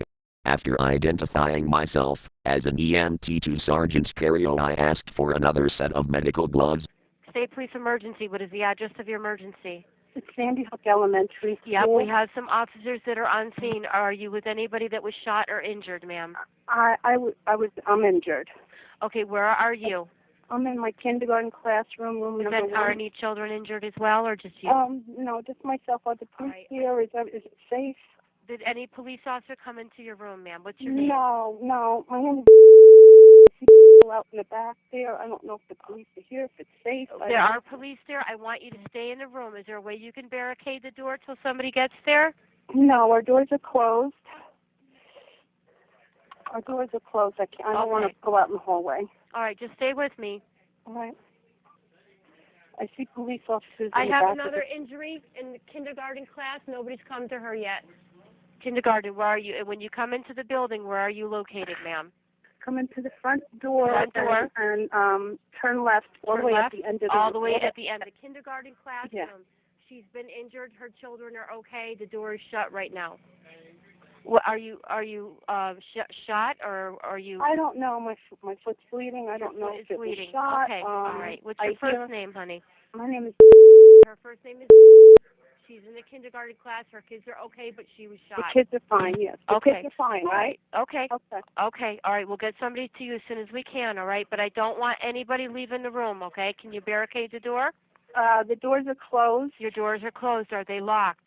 No, the all right. door in the hallway is not. Where are your kids right now? Are they on the floor? Can you have They're them? on, yes, they're on the floor. They're in view. Okay, just keep them all together. Try to keep everybody calm. We do have officers on scene. We're trying to locate the shooter, okay?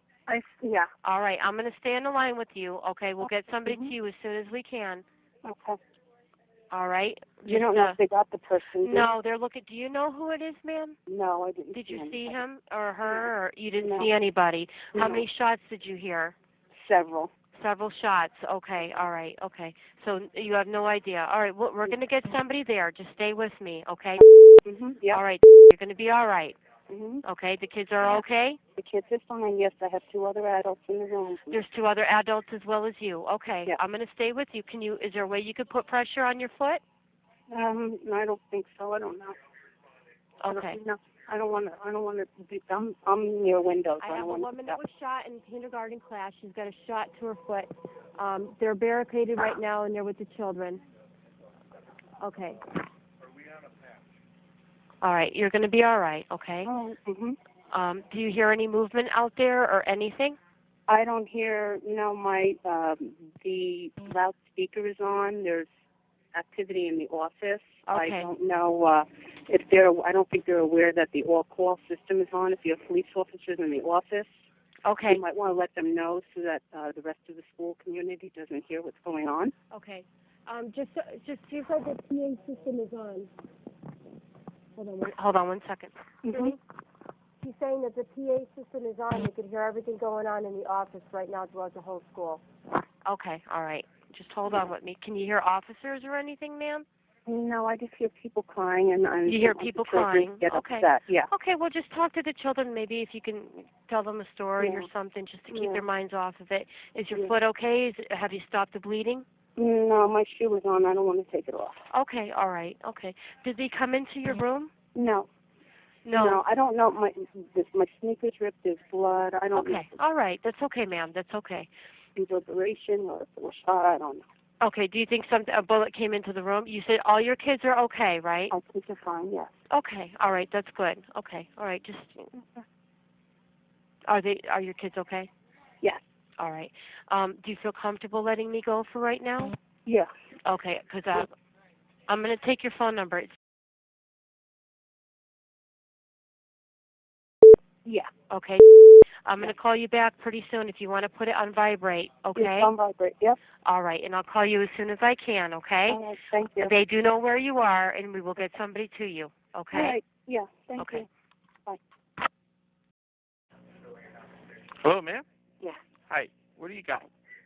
I've got 16 children who are huddled in a classroom, and a teacher and myself. I can hear something. Did you see him?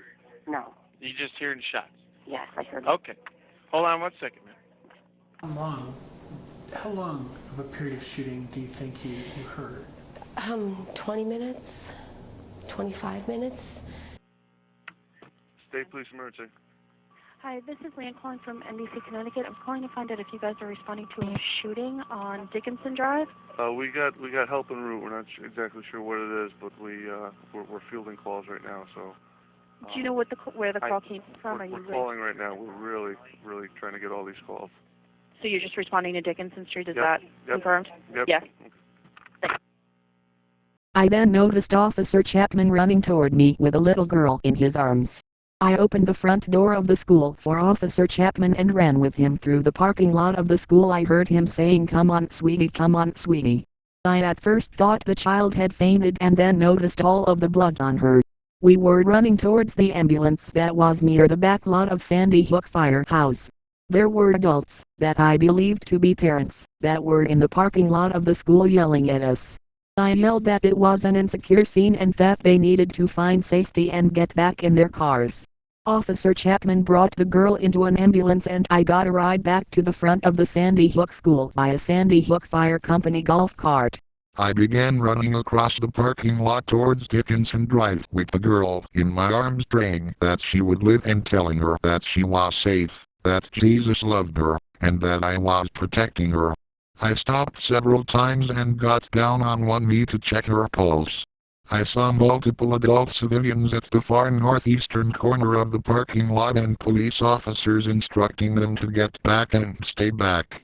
The civilians were screaming for the ambulance to get up here. I recall being terrified that the girl's parents were among the civilians present. I realized that the ambulance was remaining staged and that they would not come further onto the scene. I then got up and ran down onto Dickinson Drive with the girl and got onto the ambulance. I then exited the ambulance, gunned my rifle and sprinted back to the school to continue clearing rooms. The censored and the officers present discussed the existence of some photographs which include several pictures of Officer Chapman carrying their daughter to a waiting ambulance. The censored are aware of the images and stated that they have been in contact with the newspaper and were advised that the images are property of the paper but that they are kept in a protected location and will not be published. The censored advised that they remain unsure of the proper course of action for the situation and want to eliminate the possibility of those images being released, so they will remain vigilant in monitoring the situation. And as I waited, finally one of the police officers came out and he was carrying one of my daughter's Daisy friends in his arms, and she had long brown hair just like my daughter's, and I had to look very hard to make sure it wasn't my daughter, but it wasn't. But she had a gunshot wound to her head and blood all over her midriff, and he held her there until he could get her to an ambulance. And I waited, and at that point I thought, maybe this is just a crazy parent. And then the second child came out, and she was the sole survivor from the other class, and she was absolutely head to toe covered in blood and flesh. State Police Emergency. Yes, we need an ambulance at Sandy Hook School. Yep, they're coming. What? Okay. Are you injured? No. I'm just on the scene in the parking lot. I just hear people screaming ambulance. How many people are injured? Do you know? We don't know. I am not in the building. Okay, we'll have them come right now. Okay. Please, yes. My neighbor called us and she was like, we heard gunshots. So my mom and I, we hopped into the car and we went straight to the school. There were 3 children that came out. One of them had a very bloody face. It was a very violent scene. And there were 2 other ones that they were in the arms of a state trooper. They did not move. Their face was very pale. It was very tragic. We saw the little girl coming out. She was being carried out, and the state trooper was just carrying her, and she was just leaning back like that. And there was another girl that came out about 3 minutes after, bloody face. It was really traumatizing. And the first girl I thought it was my sister. So. And I had to look very hard to make sure it wasn't my daughter, but. And the first girl I thought it was my sister. So I approached because there was no police there was barely any police. And I approached the girl and I found out it wasn't my sister, but she was it was very horrible. State Police 911. They need an ambulance at Sandy Hook Elementary School in Newtown, Connecticut, as soon as possible. They're shooting at Sandy Hook Elementary School in Newtown. We need an ambulance here. We've got people coming. There's no ambulance here. There's no ambulance. We're getting the ambulance, sir. We're getting everyone down there. All right. Okay. And then the second child came out, and she was the sole survivor from the other class, and she was absolutely head to toe covered in blood and flesh. Catherine and Galmier. Dalmier stated that, as they pulled up, the police waved them in immediately and they pulled up to the stop sign, where she saw Newtown Police Officer Chapman kneeling down with a young female shooting victim across his knee. Dalmier stated that they immediately dumped the stretcher and loaded the child into the ambulance, working her all the way to the hospital. Dalmier stated that the child had sustained multiple gunshot wounds in the incident. State Police Trooper Binkowski. Hey, thanks, Steve. Hey, Steve. Hey, we're on HCP out here. You looking for more guys or no? Not at this point right now. They got. You're not down by Newtown, right? Well, we're in Kent. Yeah, that's. You know what? I'll keep you here. I'll keep you in mind. But right now, we're trying to figure out what's going on. I guess they got a shooting at the elementary school. Okay. Well, there's 4 of us out here if you need us. Okay, I'll let them know. Yeah. Yeah, bye. Hey, police emergency. Are you calling in for the shooting in Newtown? Yes. Okay. Are you injured? No. No. Are you in the building? No, I'm outside the building at the school. Okay. Were you involved in it? Did you? No. I just came here and I heard people yell out and we need an ambulance. Okay. Do you know who the shooter is or where No, he might be? Okay. I don't know anything. Okay. We are aware of it. We have troopers and police officers on scene. Okay. Okay. Thank you.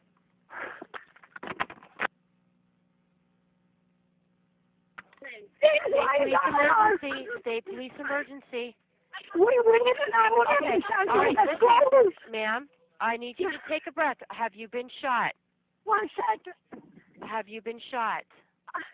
Somebody's getting shot. What happened? Okay, where did We it need an happen? ambulance. Listen, you got to calm down. I cannot understand you. Whereabouts are you in the school?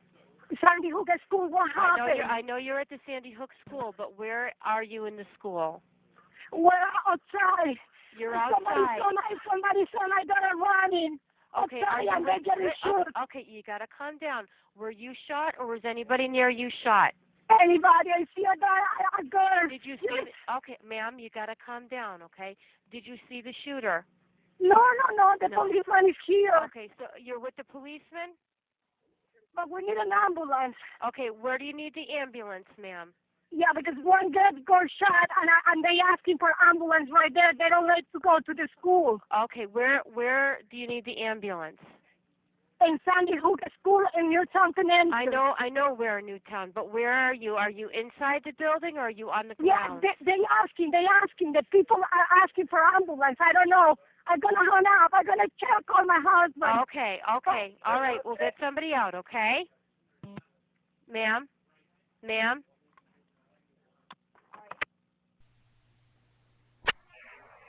by. I have units in front of the school. We're conducting 33 to 52.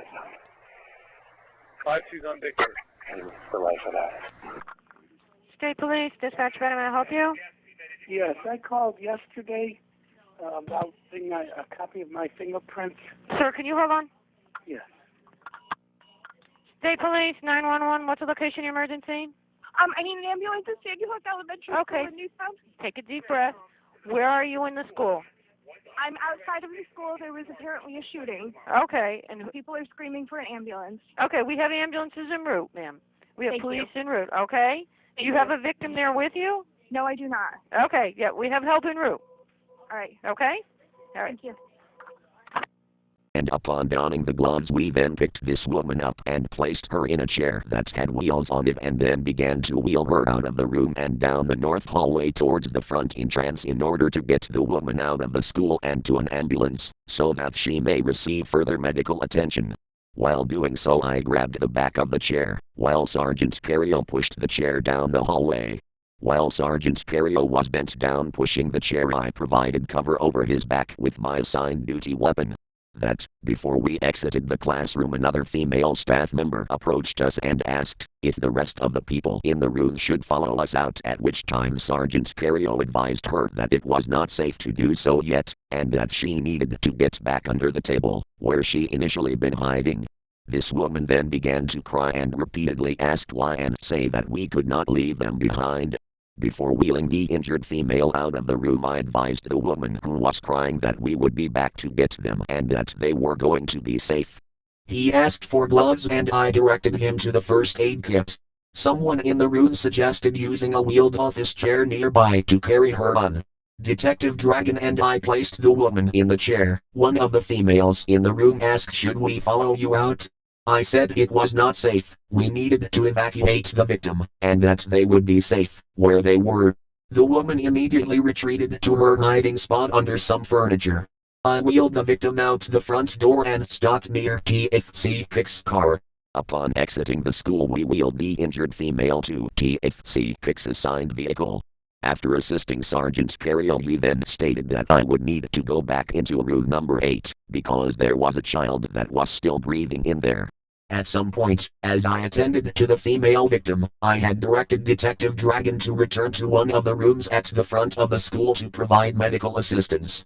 TFC Kick and I assisted the female victim into Kick's right front passenger seat and I directed Kick to drive her out to the ambulances.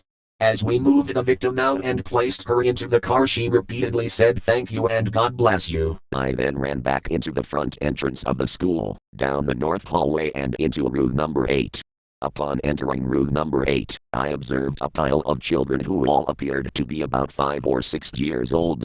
There was also an adult amongst the pile of these children. This adult appeared to be deceased. Censored. I observed multiple gunshots to the walls and windows in this room as well. My initial entry into this room was overwhelming, as I recall myself saying, "Oh my God." After this initial entry, I then noticed that there was a little boy lying on his side, eyes closed, with what appeared to be censored.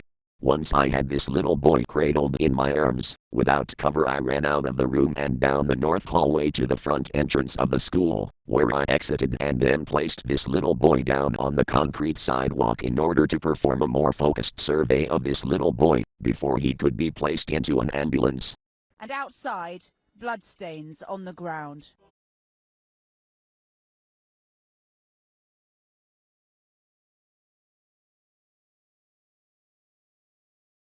My next memories are not clear, but I remember standing at the triage point at the front of the school and being frustrated. Detective Dragon or I had carried a little boy out of the building and I was attending to him near the curb outside the front doors. This victim came from room number 8. He was the only victim to be removed from room number 8. The cruisers that I had TFC Kick call for never arrived, because all of the cruisers in sight belonged to personnel engaged in the search of the school. The troopers arriving were coming in on foot, because the flood of parents was causing a logjam at the entrance to the driveway. I then observed a Newtown Police Lieutenant Chris Vangley outside a black SUV near the front of the school. I told him I need to get a victim to an ambulance and needed a ride. While running out of the school with this little boy, I told him that he was safe and that I was there to help him. I then advised Sergeant Cario that we need to get this little boy into an ambulance. However, Sergeant Cario advised me that the scene had not been determined safe yet, and that it was still unknown if there was a more than one shooter. Sergeant Cario then shouted out to the parking lot in front of the school to the other responding police personnel that were arriving on scene that we needed a vehicle to transport this little boy to an awaiting ambulance. While waiting for a vehicle to transport this little boy away from the school, I told him that his family loved him and that he was a hero for trying to protect his class. Censored. Shortly thereafter, a dark-colored police SUV arrived to the front of the school, at which time Sergeant Cario picked this little boy up and placed him in the back seat. That prior to Sergeant Cario doing so, I advised him that he would need to place a blanket on the back seat before placing the little boy down in order to be transported away from the scene for further medical attention. Upon this little boy being transported away from the school, I then drew my assigned duty weapon and shouted CSP entering. I then re-entered the school through the front window that had been shot out. I picked up the boy and climbed into the back of the SUV, telling Lieutenant Vangley to leave the hatch open. Lieutenant Vangley sped to the end of the driveway, having to drive up over curbs and swerve around the rush of parents. TSC John McJaver. I returned back to the lobby of the school. The front doors of the school were now open. As I entered the lobby, I observed Sergeant Cario pushing an office chair with an adult female out of the school. I observed Officer Chapman holding a child in his arm, but I wasn't sure if the child was male or female. I also observed TFC Dragon holding a child in his arms. I wasn't sure if the child was male or female. I held the doors open so that they could exit the school. TFC Kick moved his vehicle to the front door to transport the injured female. TFC Blumenthal and I went into the lobby. I kept speaking to the injured boy, although he was completely unresponsive. I knew his condition was grave, but he was still breathing and had a pulse. Looking down the driveway, I observed only 2 ambulances on the scene. While I have no specific recollection of Newtown Officer Chapman carrying out a young female victim, I remember knowing that we had 3 victims in serious or critical condition and only 2 ambulances. At the end of the driveway I observed a paramedic arriving in a fly car. He was a young man with brown hair whom I did not recognize. I explained that I was an EMT and that we might have as many as 20 injured and that it was not safe for him to enter the school yet. I told him that the ER needed to be made aware. I also advised him that I had an injured boy nearby. He directed me to put the boy in a nearby ambulance. I lifted the little boy from the back of the SUV and moved him to the ambulance. When the doors opened I was relieved to see that the female patient was already in the ambulance, and was alert. There was a male and female attendant in the back of the ambulance. The male said we already have a patient. I climbed in, told him that the female would make it to Danbury Hospital with bleeding control, and that I had a child censored, and that the paramedic was aware. I put the boy down on the right side bench seat of the ambulance and left. I got into a Lieutenant Vangelis SUV. I remember looking down at the blood on my gloves. We then sped back to the front of the school and entered at the front doors.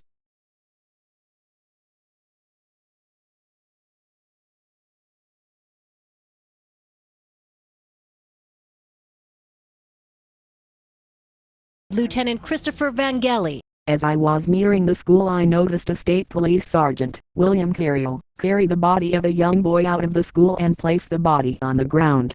He was asking where the ambulances were. Sergeant Carriel asked if anyone had a vehicle. I told him to put the child into my Ford Explorer, which was still parked at the front of the school. I opened the tailgate and Sergeant Carriel put the child in the back and hopped in with him. I drove them to the back part of Shady Hook Firehouse again, where a second ambulance was arriving. It was my impression that the ambulance workers had no idea what was going on. I talked to the boy telling him that he would be alright. When I talked he appeared to move slightly, as if he was drawing in air. Someone came and took the boy away. I drove back to the school with Sergeant Carriel. Lori Villette stated that she has been a volunteer EMT for the Newton Volunteer Ambulance Corps for the last 10 years. Villette stated that once at the staging area, the first ambulance with the paramedic in it was called up to Shady Hook Elementary School. Villette stated that her ambulance, driven by Ken Lehrman, started following the first ambulance up, but that there was no room for both ambulances at Shady Hook Elementary School. Villette stated at the time a car drove down from the school to her ambulance with an adult victim who had been shot in the hand and leg. Villette stated that several people helped get the victim loaded into the back of the ambulance and that her partner, Lehrman, was about to shut the back door when a paramedic, who she has never seen before, came running up to the ambulance with a limp boy. Villette stated that the paramedic yelled at her to get the adult victim off the stretcher and get the boy on the stretcher, so the adult victim was moved to the front seat of the ambulance and the boy was backboarded and put on the stretcher. Villette stated that Danbury Hospital knew they were coming and as soon as they arrived at the hospital the boy and the adult victim were taken right away. Villette stated that they then left, and while en route back to the scene she cleaned up a significant amount of blood that was in the back of the ambulance. State police emergency.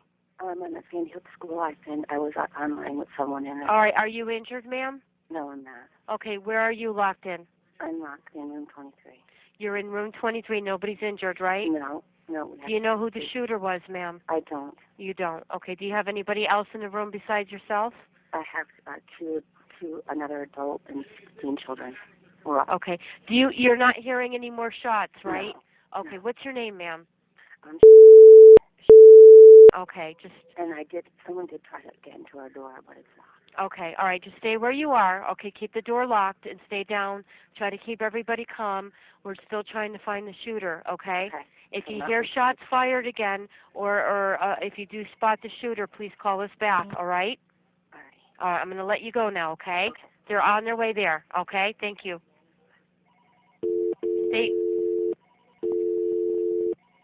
Connecticut State Police, Satchel LaPrade, may I help you? Hey, this is 425. Hey. Do you need additional bodies down there?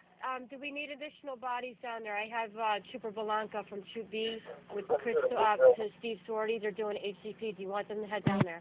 Stand by on that per my master sergeant, okay? You guys, are you catching most of it, or? Yeah.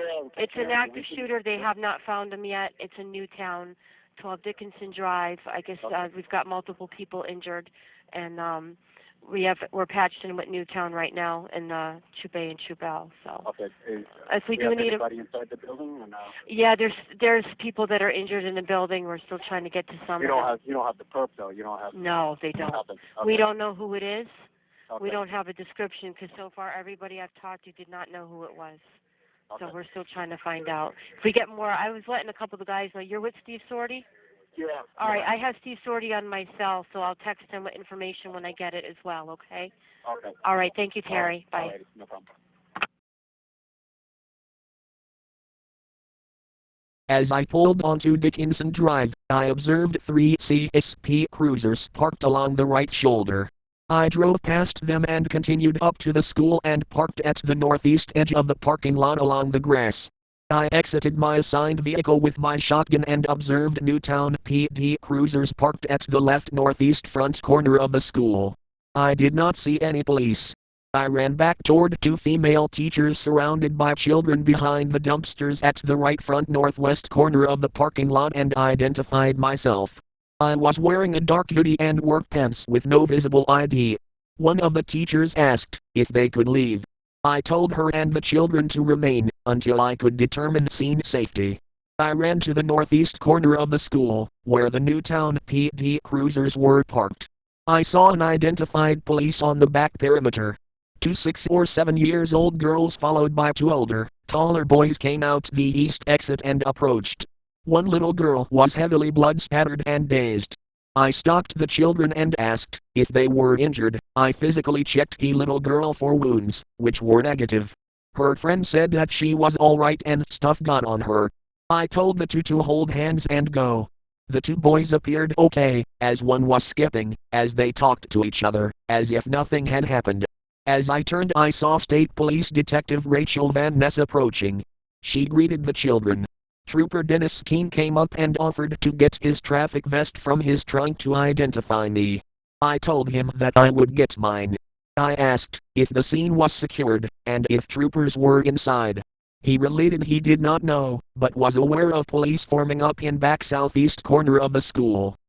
State Police Emergency. What is the address of your emergency? I'm at Shady Hook School. Okay, you're at the school. Have you been shot? I am at the school with a bunch of children. Okay, where are you right now, ma'am? Are you shot or is anybody with you injured? No. Okay. Where are you? Are you in the building or? I am in the building, locked inside a closet. Which closet are you locked in? I'm locked in the closet that's in the back of the music room, number 24. Back of the music room, number what? 24. And 24. I'm wondering if has the school been evacuated? You've got to, you know what? Why don't you? I have a teacher with children locked in the music room in the closet, number 24. Stay where you are. Do not leave. Try to keep your kids calm. Nobody is injured, right, ma'am? No. Okay, no, stay where you are. How many children are with you? I have 20 children. You have with 20 me. children with you. All right, so it's a teacher with 20 children. She's in a music room locked in the back closet. All right, number 24, room number 24. Do not leave, please, okay? Stay where you are. Try to keep the kids calm. We do have troopers and officers on the scene, but I don't want you to leave because we do not have the shooter, okay? Okay, I will not leave, and we will be quiet. Room 24, the closet of the music room. They're locked in there right now. I just told Betsy. All right, ma'am, what is your first name? My first name is... Okay, I'm going to grab your cell phone number. Yes. Okay, all right. We do know that you're there now, okay, so do not leave the room, okay? Okay, and I have class with me. Is he with you as well? He is not with me, but I have his Do you know children. where he went? They were having a team meeting in the... She has another class with her as well. She doesn't know where the No. teacher is. No. Oh, no? I I just have the one class with me. Oh, you have his class with you. I have Nobody his else. class, Okay. yes, So you yes. don't know where he went. Well, they were having a meeting up the hall towards the office. Near the conference room in the front? In the conference room, yeah. Okay. All right. We are where you are. Like I said, do not leave the room. Please keep it barricaded. We do not have the shooter, okay? Okay, thank you. All right. If anything changes, call me back, but I have your phone number here. We will get somebody to you as soon as we can, but please do not leave and try the best that you can to keep the children calm, okay? Okay. All Thank right. you very much. Okay. My name is Karen, okay? I'll try to call you back if you want to put your phone on vibrate. Okay, I will do that. All right? Okay, we'll get somebody to you as soon as we can, okay? Thank you, Karen. Thank you. Okay, thank you, okay? Stay calm and take care. All right. Okay, thank you. I ran back to the dumpsters to where the children and two teachers were. There was now an additional teacher and more children. Children with teachers, who had left the school from the east exit, were now approaching, walking along the curb of the parking lot and heading toward the firehouse. They were directed by Detective Van Ness. I told the three teachers to join them and have no one leave until a police officer got their names. I could see parents approaching on foot from the firehouse and State Police Sergeant William Carrio approaching in an SUV. I went to my vehicle, put on my traffic vest, and headed to the northeast corner, where the Newtown PD cruisers were parked. My next recollection is that I returned to the school and I went back to room number 8. I believe Lieutenant Vangelli followed me in. I returned to what I thought was a closet, but would later realize was the bathroom. I believe there was one or more gunshot holes in the door jamb and blood spatter on the walls.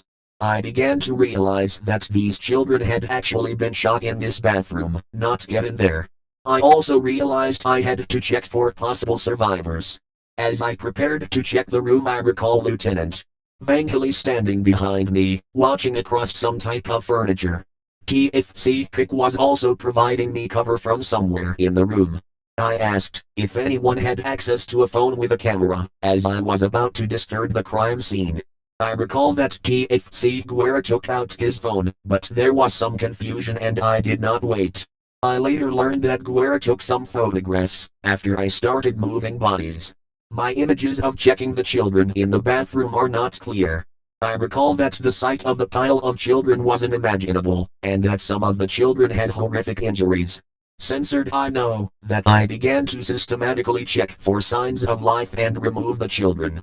I remember calling into the pile in the hope that a survivor would answer, and that I was watching and hoping to see movement. I pulled the children out of the pile one by one.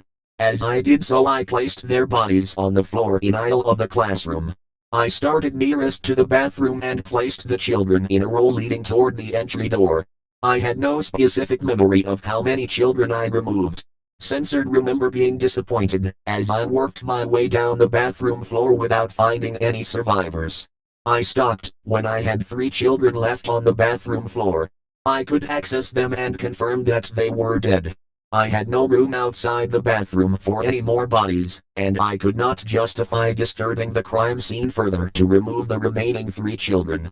I tried to count the number of dead between room number 10 and number 8, but my mind would not count beyond the low teens and I kept getting confused. I pulled my gloves off as I left the room and I do not recall where I disposed of them.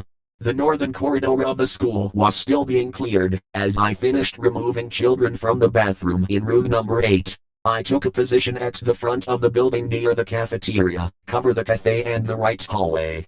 I observed there were officers and troopers evacuating the students from the front hallway. We attempted to make a wall to block the 2 dead females on the ground from the students, and at that time someone yelled to block a door on the front of the building. I got into the doorway, turned to face out, stepped back into the room and saw a pile of non-moving, severely wounded children on the ground. At that time I felt myself starting to become weak in the knees. I stepped out of the room and someone grabbed me and asked me if I was all right. I said no and was led out of the front of the building to Chief Kello. I was outside for approximately 5 minutes and Officer Pena got a registration check on the vehicle that was thought to be the shooter's vehicle.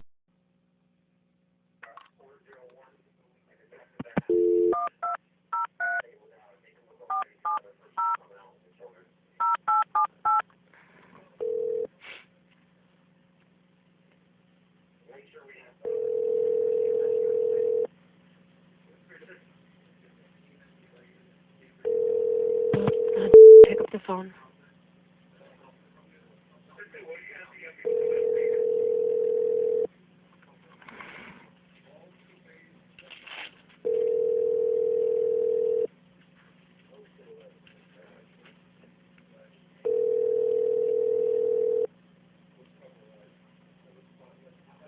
Hi, can't answer your call right now, so leave a message and I'll get back to you as soon as I can. Thanks. At the tone, please record your message. When you've finished recording, you may hang up or press 1 for more options. To leave a callback number, press 5.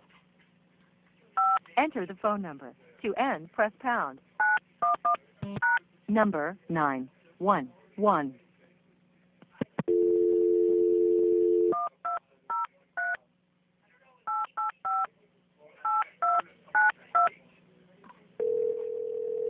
Do you want those big guys to head in, or no? Okay.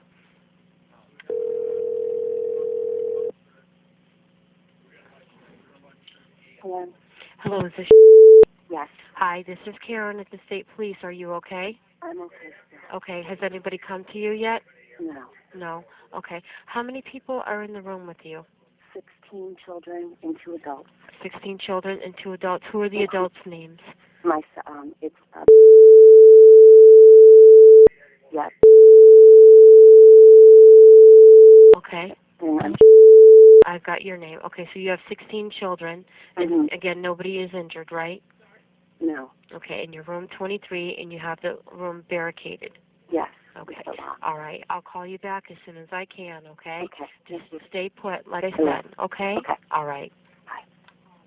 Before going to the firehouse, I remember what I believe to have been a state trooper asking for keys to get into rooms of the school, including the library.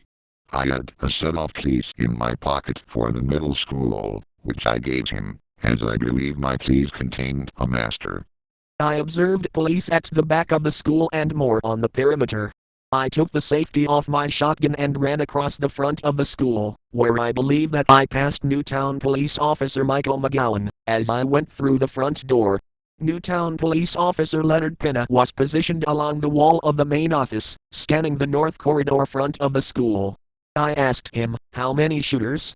He raised 2 fingers and said that one was down, pointing to a classroom in the north corridor. 2 adult female bodies were lying supine in a large pool of blood behind him. He shook his head no, as I approached them. A tripod easel was behind the bodies where the north corridor and lobby meet.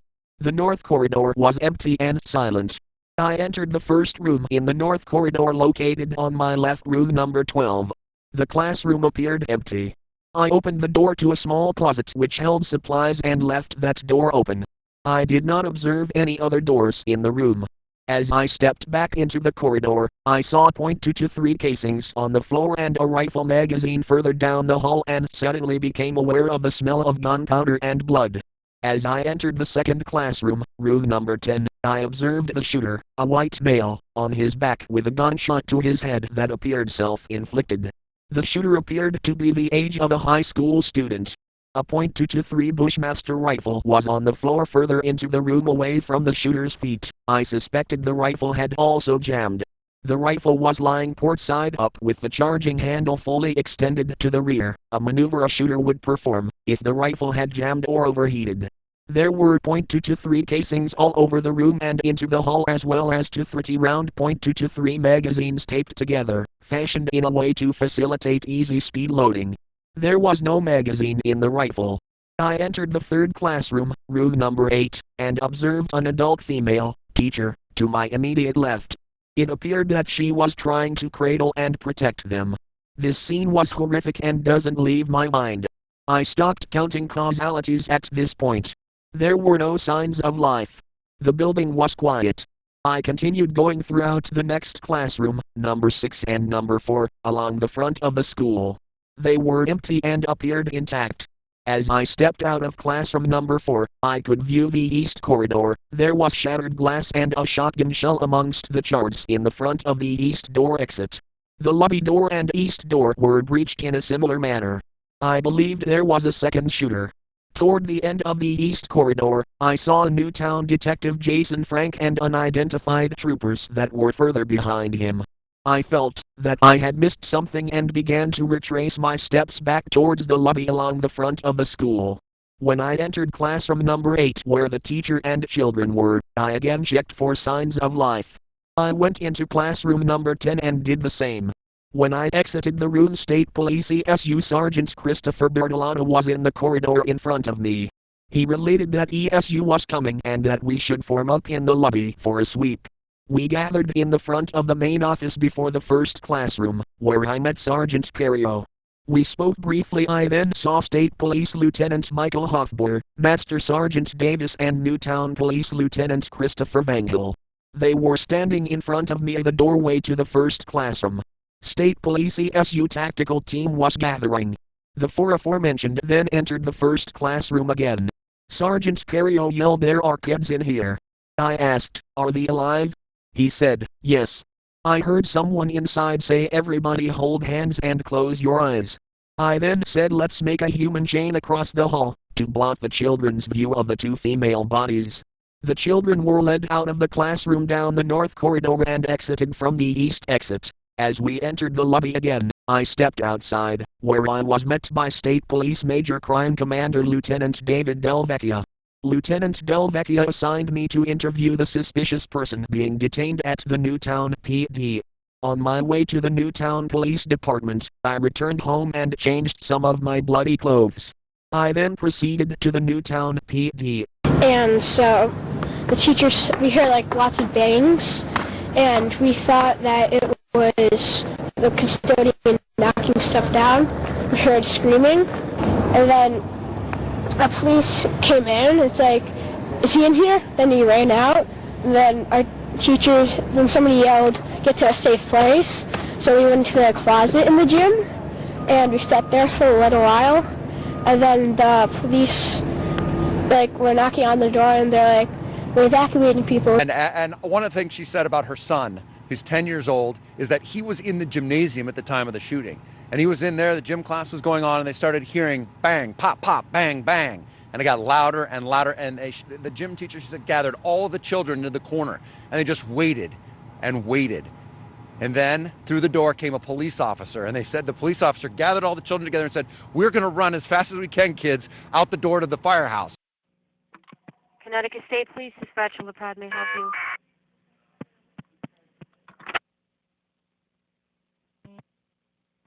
Connecticut State Police Dispatcher LaPrade may help you. Connecticut State Police Message Center is calling. Connecticut State Police Dispatcher LaPrade may help you. That's at 272.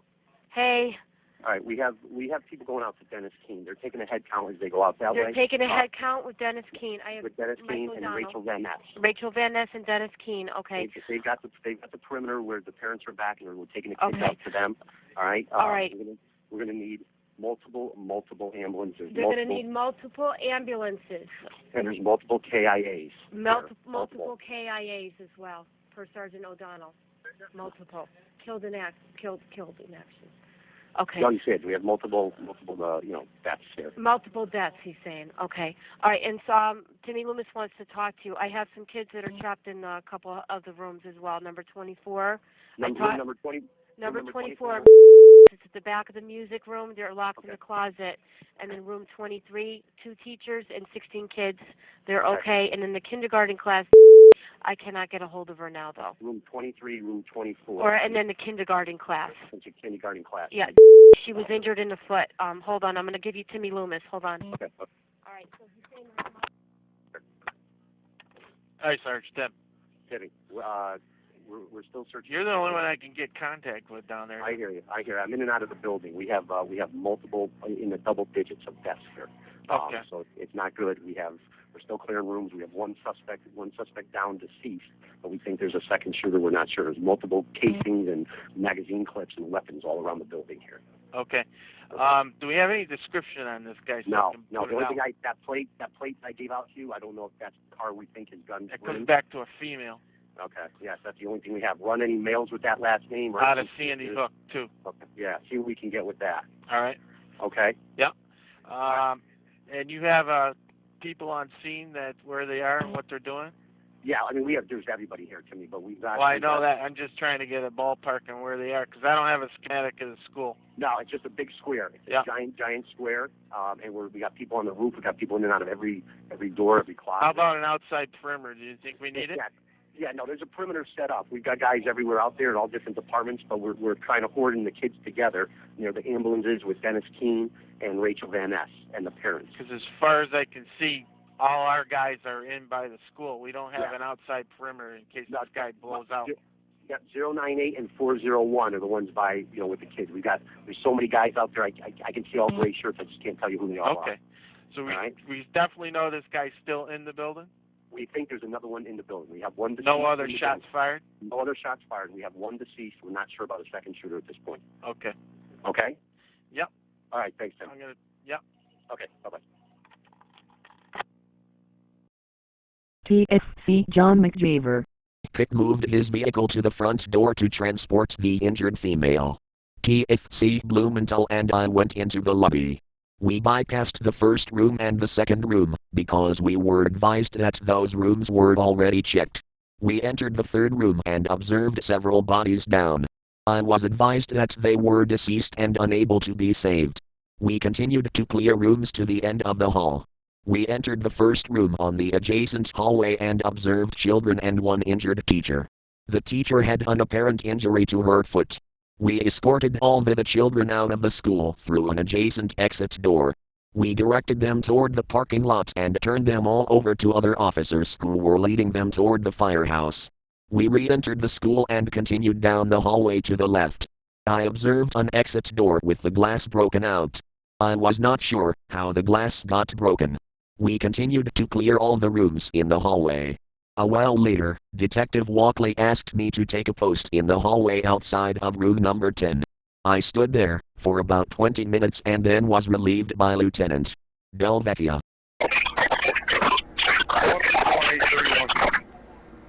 Roger 161. 113. 665 YRG Red. 13, center. 113, I want you, the rear parking lot, Sandy Hook Firehouse. It's going to execute that as I come out the back. That's it, copy. State Police 911. What's the location emergency? Hi, I have a teacher having heart problems. Where are you? Outside of Subway, in Shady Hook, Newtown. All right, stay on the line. I'm going to try to connect you to Newtown to get you an ambulance, all right? Okay.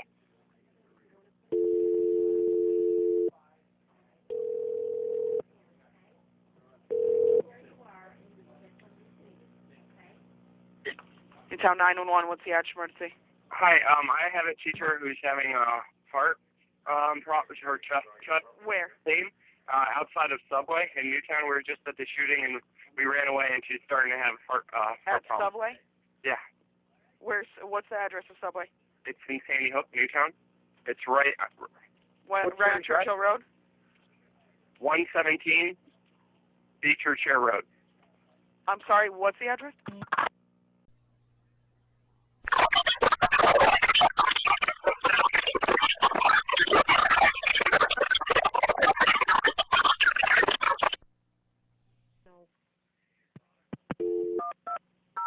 I told him about the two that I have, and you said you have?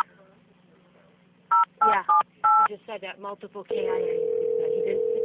I know that the woman that was in number 9 was shot multiple times. She was alive. I was trying to get them to treat her. Hello?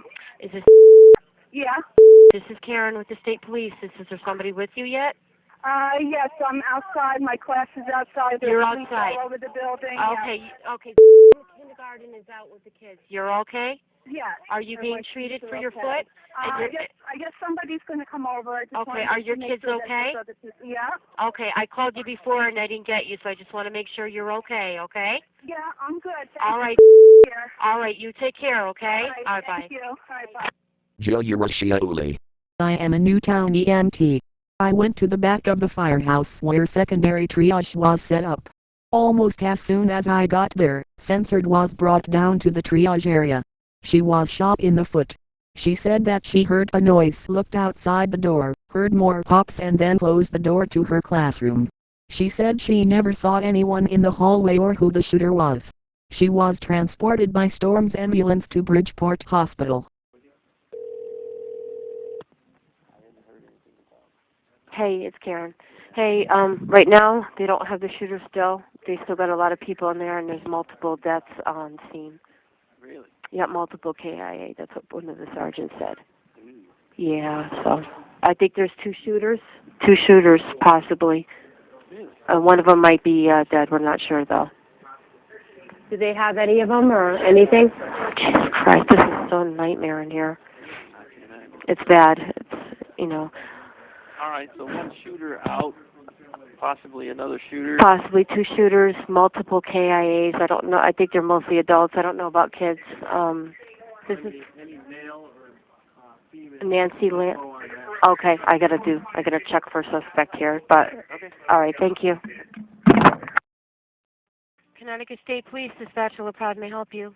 Hi, this is Sergeant Brennan, Bill Brennan, 186. How are you? Hey, what's going on, Sarge? Hey, do you have an active shooter Yes, situation? we do, in Newtown. Do we know anything like casualties or anything? Yep, multiple.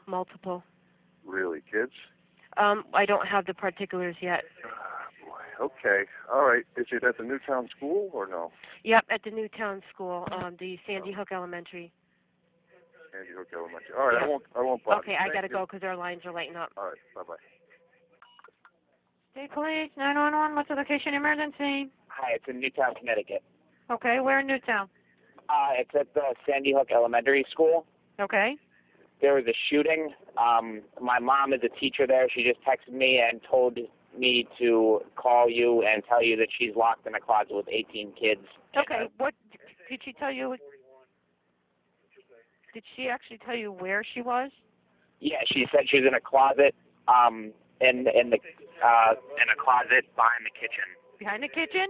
Yeah. Okay. All right. What's your mom's the phone number for her phone?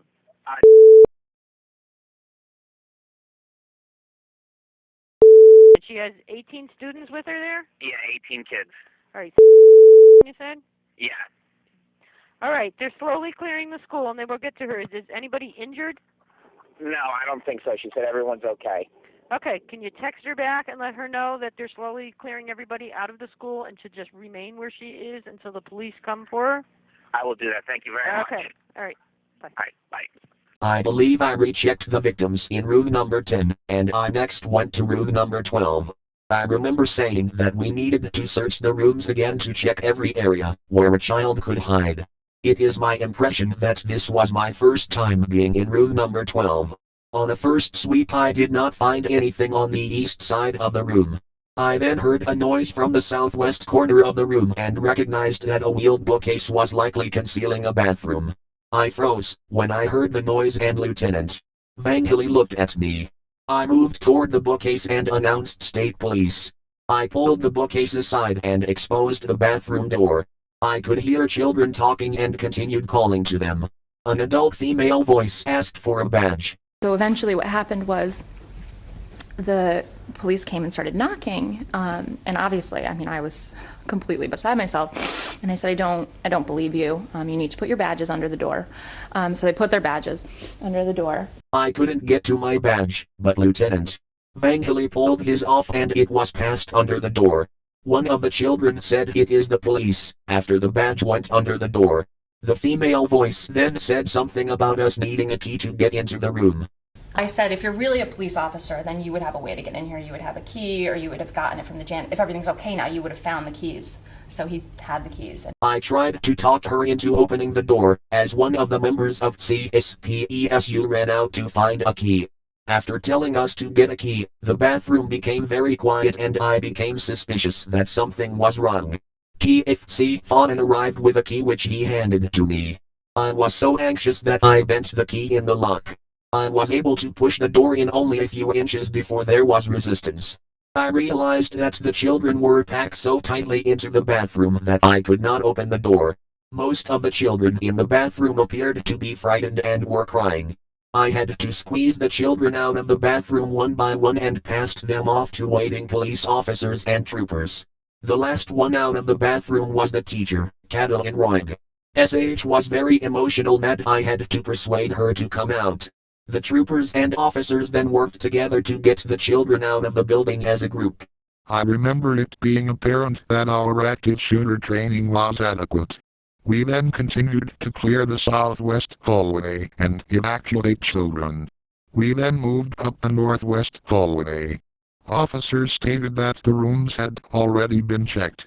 I then went back into a classroom in the northeast hallway, where I observed a trooper removing a bookcase.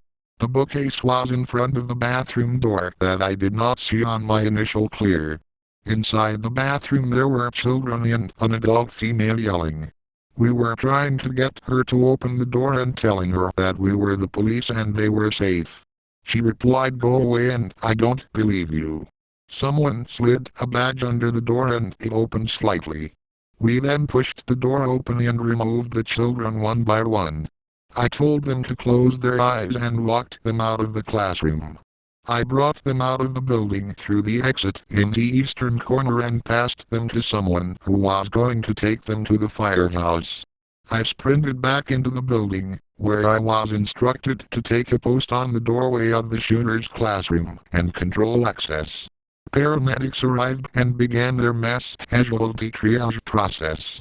I was then relieved by a state trooper and exited the building. State Police Emergency. Yes, good morning. Gwen Edwards, News 12, Connecticut.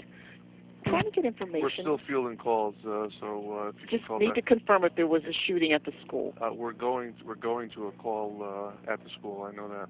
Okay, you're on the way, but you haven't confirmed someone has been shot.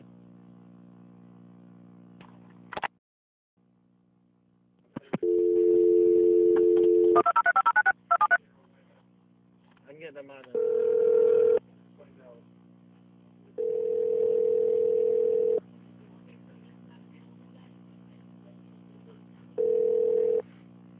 7-2. Hey, Sergeant Deb. What's up, my man? Trying to figure out who's inside, who's outside. I mean, there's hundreds. I know, but they're asking me for accountability-wise. I got Sergeant Salmir with me here. I got John McGee with me here. I got Wagon Blasters here. I got. Give me numbers. McGeever's 837, Blumenthal 690, Joe's 207, 161. Okay. As far as a lot is here. I mean, there's so many people in and out of the building, and so we're bringing multiple people in and out. I got EFU, both TAC team and bomb squad en route to you. Okay. I got Trooper 1 trying to get in the air. So, Chief Kehoe, to your understanding or your remembrance of December 14, 2012, do you know whether or not there was any communication between the Newtown Police Department and Connecticut State Police Trooper 1 helicopter? Objection. Chief Kehoe, do you know whether or not there are any transcripts of communications for December 14, 2012 from 6 a.m. to 6 p.m.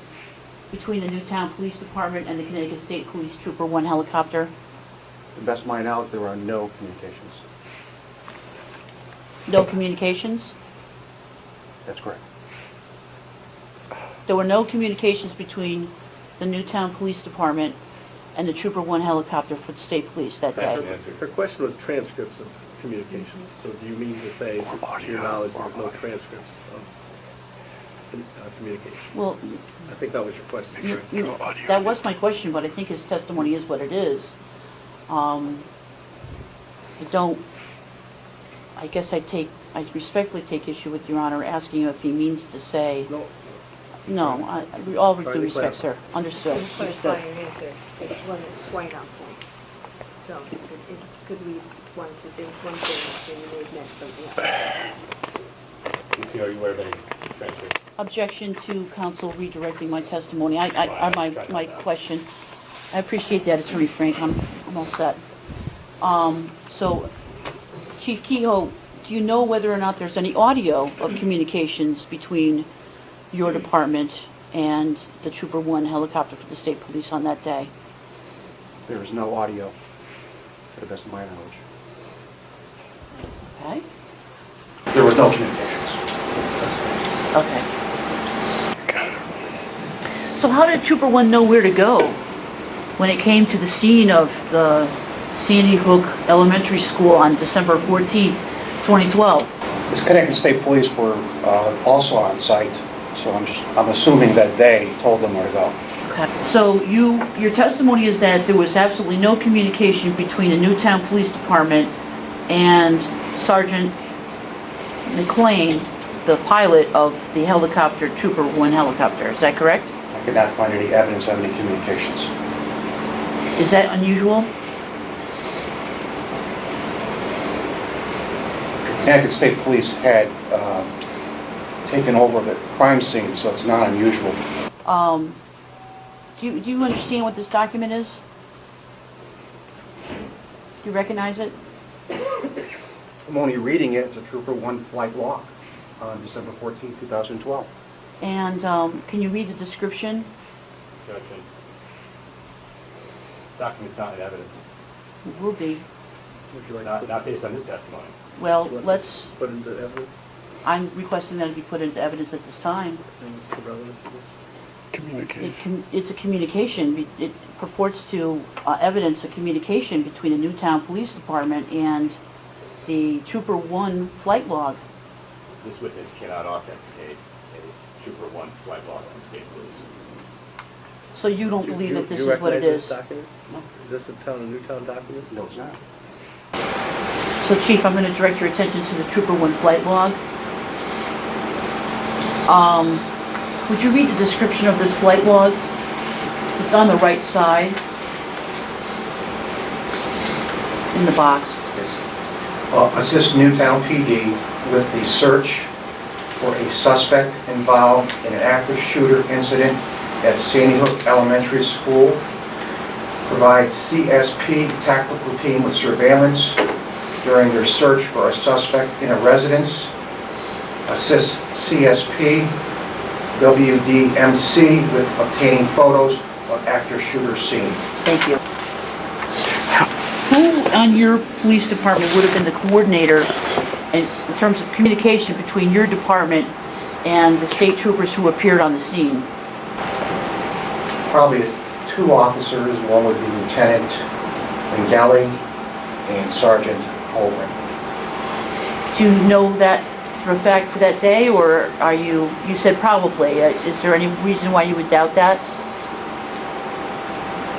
Lieutenant Vangeli was the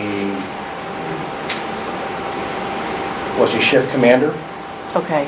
And Sergeant Holgren was the shift supervisor. Okay. For the day shift on 12/14/12.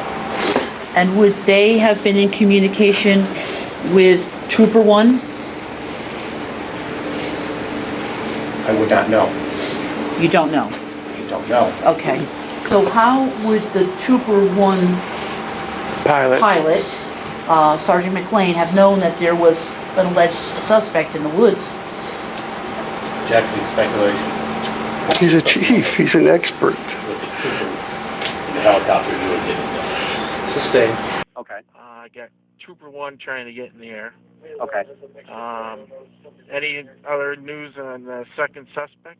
No, nothing. We're still clearing rooms. We're hearing noises like in closets. We think some kids are hidden there, so we're trying to get a set of keys. Okay. Open up closets.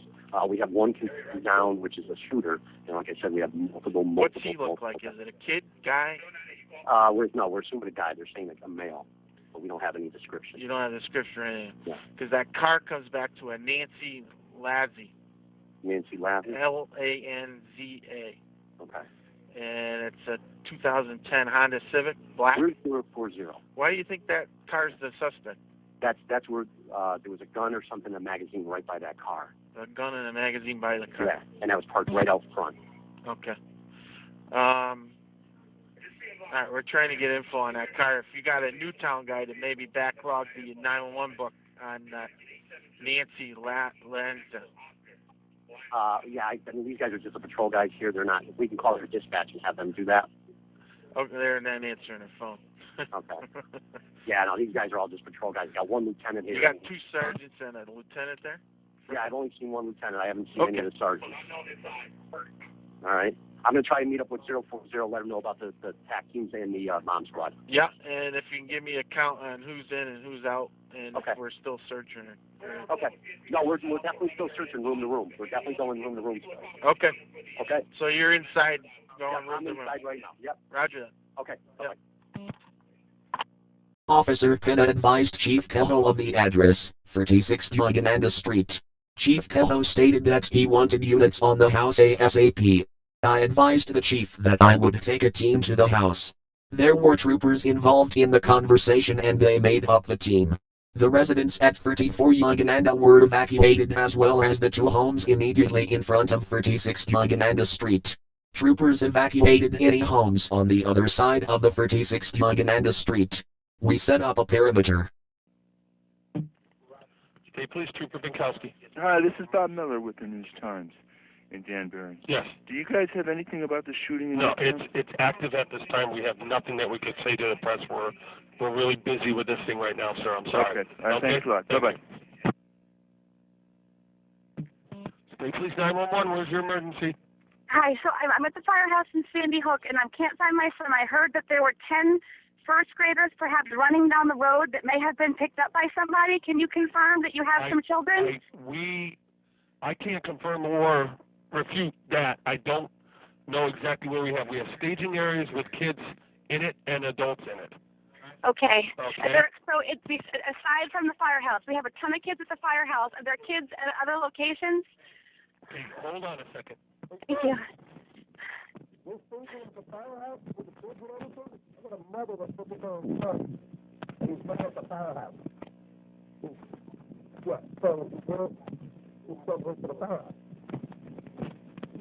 So we're gonna have you go to the firehouse. I'm at the firehouse. Okay. Let me just tell you what happened, though. Okay. A stranger called me about 25 minutes ago. The kids are all in there. The kids are all in there. They called me 25 minutes ago, a strange guy, and said, a little boy gave me this phone number. There are kids running down the street. They're like, and I said, well, I thought it was a prank. And then I called him back, and he described the situation further. But there were some kids, and I know there's a few first graders that are not with the rest of the group. I don't see them. Okay. Do you have the telephone number of the guy that called you, ma'am? I don't. It's at home. It was a New Jersey phone number. He was just a driver, a passing by person. Okay. What's your name, ma'am? My name is.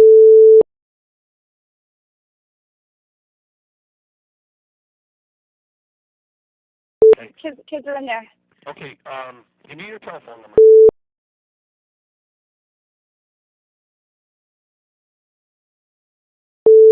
Okay. What I can tell you right now is we still have an active scene there. We're bringing kids out. We're sending troopers in. They're clearing room by room. We're bringing kids out, and then we're going to transport everyone over to the firehouse. Right. Okay. I see them all coming to the. I see them all coming to the firehouse. So stay at the firehouse. Yes, I will. Right? And I will. And I'm going to want to talk to you probably later about this New Jersey phone that you got. Okay. Okay. I have it at home. I'm so stupid that I forgot it. I'm sorry. No. Listen. Relax. Stay at the firehouse. We just cleared 2 more rooms. We're bringing the kids out. Okay. All right. Thank you. Bye.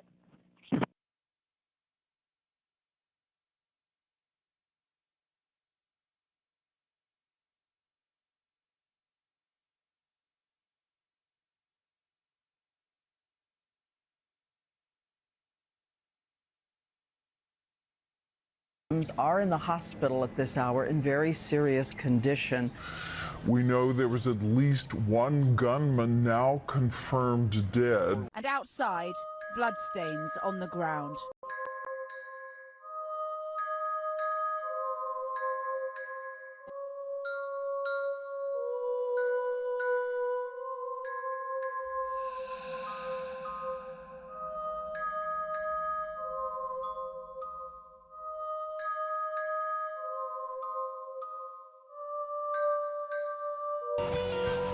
It's believed at this hour, and it's been confirmed to ABC News by state police there in Connecticut, that 2 shooters were initially believed involved in the mass shooting. One of those shooters now dead. What's not been confirmed is whether or not that gunman took his own life or whether or not there was something that ensued after authorities began arriving at the scene. Who made the decision on December 14, 2012, not to request the trauma helicopters in the first 10 minutes of this school shooting? Who made that decision? And why would you not call the trauma helicopters? Well, especially since they wouldn't even let the ambulances anywhere near the school. They can't say they were all dead because 2 children, what? They died at the Danbury Hospital. You have to remember, the doctors at the Danbury Hospital had a news conference, and their announcement was that 2 children who arrived at the Danbury Hospital had died. I have never seen this in my life. I've been at Columbine, Jonesboro, Paducah, Bethel, Alaska.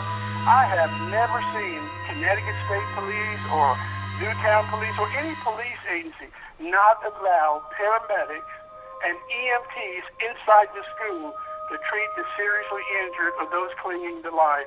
Who made that decision? I want to know the person's name. I want to know the idiot who didn't allow them to go in there to save those children. How can you make this a national panic?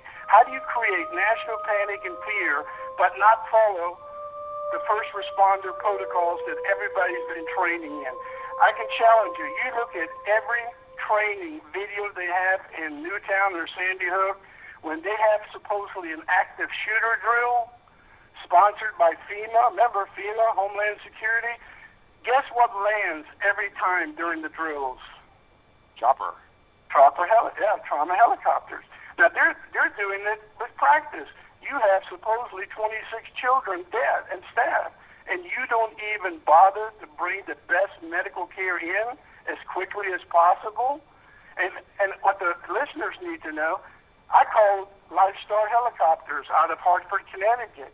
I said, guys, help me understand something. I'm old, but why in the world would you not respond to Sandy Hook? Mr. Halbig, we were just as surprised as you were. We were not requested. As we ran across the parking lot with the children, I began to realize that my uniform was soiled with blood and tissue from room number 8. I didn't want the children or parents to recognize this and broke away from the group. As I walked back toward the school, I passed a triage station. I asked the EMS personnel for a towel to wipe my uniform. Several just stared at my uniform, but one stepped up with a towel to help me clean myself. As I was disposing of the towel, paramedic Matt Casavecchia approached me. I have known Casavecchia for many years and recognized him as the head of EMS for Danbury Hospital. Casavecchia asked how long it would be until he could get into the building. I told him the building was not yet secured, that all the injured were out, and that numerous dead persons remained in the school. Casavecchia said, "You know, I've got to get into the building." I realized that at some point those victims presumed dead would have to be officially pronounced dead. We also needed to impact the fewest number of EMS personnel and that we needed to preserve the integrity of the scene. Looking around, I recognized 2 other senior paramedics that I believed had the experience and training to handle this situation tactically. I told Casavecchia I would bring himself, paramedic Bernie Meehan, and paramedic John Reed into the front of the school, which was secured by that point. They were told to bring minimal equipment. As we walked to the school, I tried to prepare them for what they were about to see. I told them of the number of victims and the nature of the wounds. I told Casavecchia, "This will be the worst day of your life." We entered at the northeast corner of the building and I announced their presence. I walked them west down the corridor and brought them to room number 8.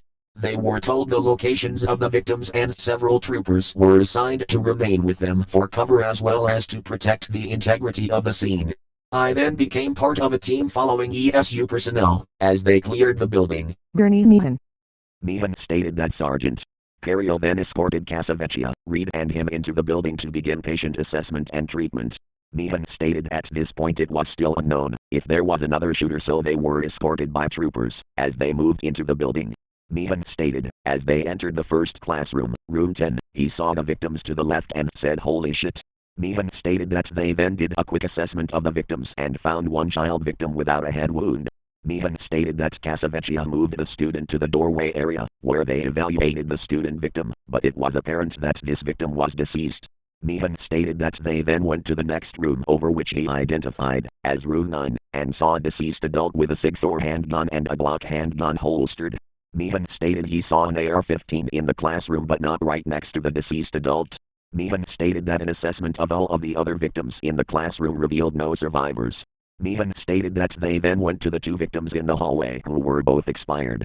Meehan stated that Dr. Broderick of Danbury Hospital Medical Control and Casavecchia decided a secondary triage would be performed on all victims with the cardiac monitor and the triage tags would be applied and that presumption protocol would be followed. Meehan stated that he was the scribe and therefore all the triage tags were in his handwriting. Meehan stated he wrote age 6 on each tag, since it was a first-grade classroom. Meehan stated that they tagged all the victims in room 10, except the 3 victims in the bathroom, so the tags were hung on the doorknob to the bathroom. Meehan stated that they then tagged all the victims in room 9. After all, it wasn't until 10 a.m. when a meeting occurred between Sergeant Cario and Danbury Director of Emergency Medical Services, Matthew Casavecchia, took place. Up until this point, nobody, except for certain members of law enforcement, were allowed inside. In the end, not one EMT, outside of any law enforcement agents who may or may not have assessed any alleged victims, was allowed in until it was too late. Matthew Casavecchia and his 2 accomplices were brought in after the fact. Matthew Casavecchia. On December 20, 2012, this trooper, Joseph Bukowski, and Trooper Connolly interviewed Matthew Casavecchia in the conference room at Danbury Hospital. Casavecchia is the Director of Emergency Medical Services for Danbury Hospital. Also present was Melinda Munson, attorney for Western Connecticut Health Network, and Edward Heath, of Robinson & Cole, LLP, legal counsel for Danbury Hospital. Casavecchia stated that he met with State Police Sergeant Bill Cario and informed him of his status as being the highest medical authority on scene. Sergeant Cario escorted Casavecchia, paramedic John Reed, a tactically trained paramedic, and paramedic Bernie Meehan into the building to begin patient assessment and treatment. Casavecchia stated that after entering the building he saw horrific carnage and identified most of the victims as children with horrific injuries. Casavecchia stated that patients were found in 2 classrooms and in the hallway of the school. Casavecchia stated that one adult was in a classroom with an obvious fatal injury and a handgun beside the body. Casavecchia stated that 4 separate patient assessments were made to guarantee no one was resuscitatable. Casavecchia said that the victims were formerly triaged using the SMART triage program. When first responders arrive at an MCI, they use a protocol that is known worldwide as START triage. Triage means to sort. START stands for Simple Triage and Rapid Treatment. Accident victims are assessed by physical presentation, breathing, vital signs, coherence, the ability to stand or walk, and they're tagged. Red, which means they need immediate treatment, yellow, delayed, green, minor, and black would be deceased. Victims are put on colored tarps and transported from the scene in that order. Here are START triage tarps and an example of the tag which is put around the neck or a limb. While we did see START tarps on the day of Sandy Hook, they were empty. Ambulance crews learned that no bodies were coming out. They would be kept in the building to which only the police had access. Ambulances were made to wait down the street at the firehouse. EMTs. They told me everybody uses START triage when there's an MCI. They told me in exactly these words: the police cannot pronounce people dead. We can't pronounce anyone dead unless they're decapitated, and it's totally obvious. We have to take everyone to the hospital. That's where they pronounce them dead. The police don't have the authority. We don't have the authority.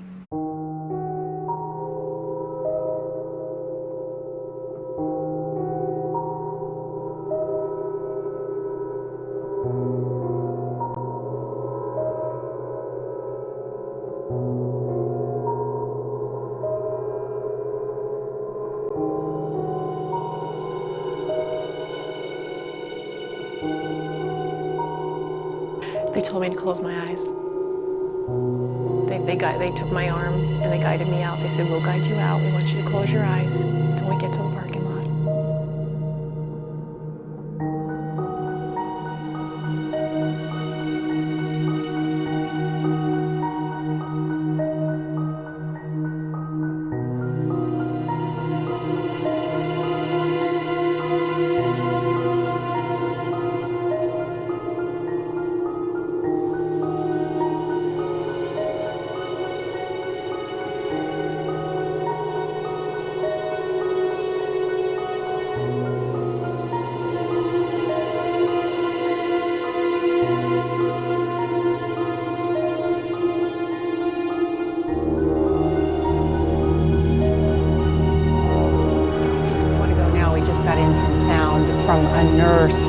who was there. Let's listen in. I see you've been crying. Yes. Is it because of what you saw? No, they wouldn't even let us in the building.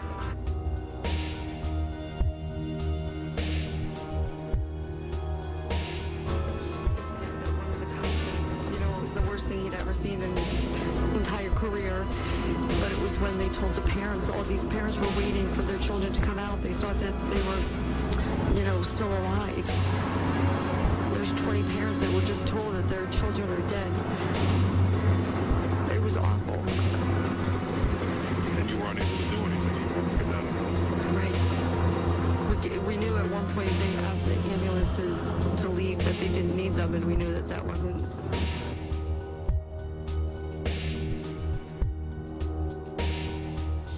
We were told that 25 of the bodies weren't even worth rushing to a hospital. We were told that only 3 EMTs were allowed access into the school to assess the dozens of bodies located inside. Everybody else was ordered to stand off. We were told that these bodies were left to rot in the school all day long. The main sticking point is the EMS services did not behave within their normal scope. A mass shooting would have had trauma helicopters flying children out one after another, performing CPR the entire way to the hospital, and patients would be declared dead at the hospital after extensive measures were taken to try to save lives. I've been in the ER for 5 years, and we get all code blue patients. We get 80-year-old nursing home patients that have not been breathing for 20 minutes, with no chance of survival. And we perform CPR and necessary medical intervention with the chance that patients may regain a pulse. You guys were assigned to a triage area, and it didn't unfortunately end up being used. That must have been just a sickening feeling to be there at this triage unit and then realize there's not people coming in. At the time, a few times during the incident, I actually thought to myself, should I be hoping that this area was filled with injured people? I just spoke to one of the doctors here who was at Danbury Hospital when they received that initial call that there were multiple shots fired at the school. He amassed 80 doctors and nurses waiting to receive any potential victims, any potential injured. And they said within the first 10 minutes, they got those initial 3 injured, and they were waiting for more. They said as many as 24 they were told they may be receiving within 30 minutes. When those 24 did not show up, they said that's when they felt the gravity of the situation because they knew they weren't coming. Villette stated around noon she confirmed with the EMS command that only 3 ambulances needed to stand by at the scene. Reading and Oxford ambulances were retained and the others left the scene. At this point I spoke with Lieutenant Jagoda and asked that all personnel involved in the initial response into the school be relieved and kept together in a group to watch and care for one another, as we had been affected by what we had seen and done. He agreed and the personnel were identified and separated. Eventually the initial responders were brought back to Troop A for a debriefing. These are the same officers who received millions of dollars in compensation from the federal government for healing. For instance, August 28, 2013, the Washington Times reported that the federal government would send $2.5 million in taxpayer money to Connecticut police agencies to help the community heal. On June 17, 2014, the Obama administration dished out another $7.1 million to Newtown's first responders, victims' families, and law enforcement. The obvious question here is why would law enforcement need extra enormous sums of money for simply doing their job? And the first time the police shook our door and said, "Police, open up," I looked at my co-teacher, my teacher, that my supervisor, and I shook my head because it was one person. I didn't think we should open the door. And then moments later, I could hear several police officers, and I could hear the next classroom, and I could hear some crying, and I could hear them being let out. So then I looked at my teacher, and she opened the door, and the police officers were there, and they lined the hallways, and all we saw was them looking at us, and we held our children's hands and we raced through the back of the building. They let us out the back and we went to the firehouse. Rick, the custodian, was essentially just standing guard for your classroom. I believe so. Yes, I believe him and Barbara Halstead played a huge part in saving many of the lives. Barbara's a secretary. She is. It was on the intercom. Yes, I believe. I don't know for sure. Like, She thought you heard. but I believe I heard her trip the intercom. And you thought perhaps she had not survived. And I thought, yeah. But Yeah. you later found out That she was okay. Whenever they said, because her daughters are my friends, and so when I saw her daughter, who was a first responder, I thought that her mom had died, and I didn't know what to say to her. And she said, I can't talk to you, and I said, okay. One teacher told another little boy an animal was loose in the building. We had to lock our doors so the animal couldn't get in. There's most of the lights off, and my teacher, Mr. Sullivan, she had to close the blinds. And when the policemen came in to get us, he told us to close our eyes and, like on the picture on the news, do this. And we got in the line and we had to close our eyes. How did you find your way out with your eyes closed? We all put our hands on other people's shoulders, and then our teacher held the first person's hand and she let us out. Chaos. So you get these news reporters standing out here all day, and the only footage we get is this. What the heck is this crap? Come on now, what is this, one class? What is this, where are the rest of the kids at? This is a CBS News special report. I'm Charlie Rose in New York. Nora O'Donnell is in Moore, Oklahoma, which is a disaster zone this morning. A giant tornado tore through the middle of that Oklahoma City suburb on Monday. 51 people are confirmed dead. 20 of those victims are children. Officials say the death toll is expected to rise by up to 40. About 24 other children are still missing. Forecasters say the tornado had 200 miles per hour winds. It destroyed or damaged dozens of homes and businesses. 2 elementary schools were also hit. I want to bring in Anna Warner, who has been here all day. You were in Moore all day yesterday. You were at that elementary school where there were so many children injured and perhaps so many children have died. Tell us what it was like there. Well, Nora, we were kind of a little bit further away from the elementary school, sort of in the area, more toward the residential area, because we were having trouble getting to any other areas. There was sort of gridlock in the area there. So what we saw was really utter devastation throughout and sort of a paralysis, and a lot of people kind of walking around with stunned looks on their faces, just trying to figure out what do they do. Right. This is an elementary school with more than 400 students at it. The first and second graders were having their end-of-year celebration. That tornado touching down just before 3 o'clock, and I'm told that people had just like 15 minutes to get ready for those students to prepare for this tornado. Some did not make it out. And as I understand it, there's 24 kids missing this morning still. There is some, we have some children who did make it out, and that is wonderful news. A lot of these kids, in fact, there's one child named Isabella that we can hear from now who talked about that. Let's listen. The lights went off, we were doing some music, and then we laid down under the desk. And then whenever I saw all this rain coming on the window, the tornado went in, and I was so afraid that I was hanging on to one of the desks, and then I fell back, and then all the dirt started getting in my eyes and on my clothes. That I really got stuck because all the desks were on top of us, and the teacher got stuck, and so somebody had to help her because the desk was on her leg. And so we had to get out, and we had to watch out for the wires because they might be on still. You were in there, Alexis? Yes. What happened? Nothing really much. What? Come on, y'all. This is ridiculous. Look at them standing there. Yep, they're being evacuated. No, this is some garbage. That's what this is. Chaotic scene. This is... What a joke this is. I just ran. You were ushered to safety. You were Yes. waiting by the fire truck, and you started to see kids stream out of the building. Yes.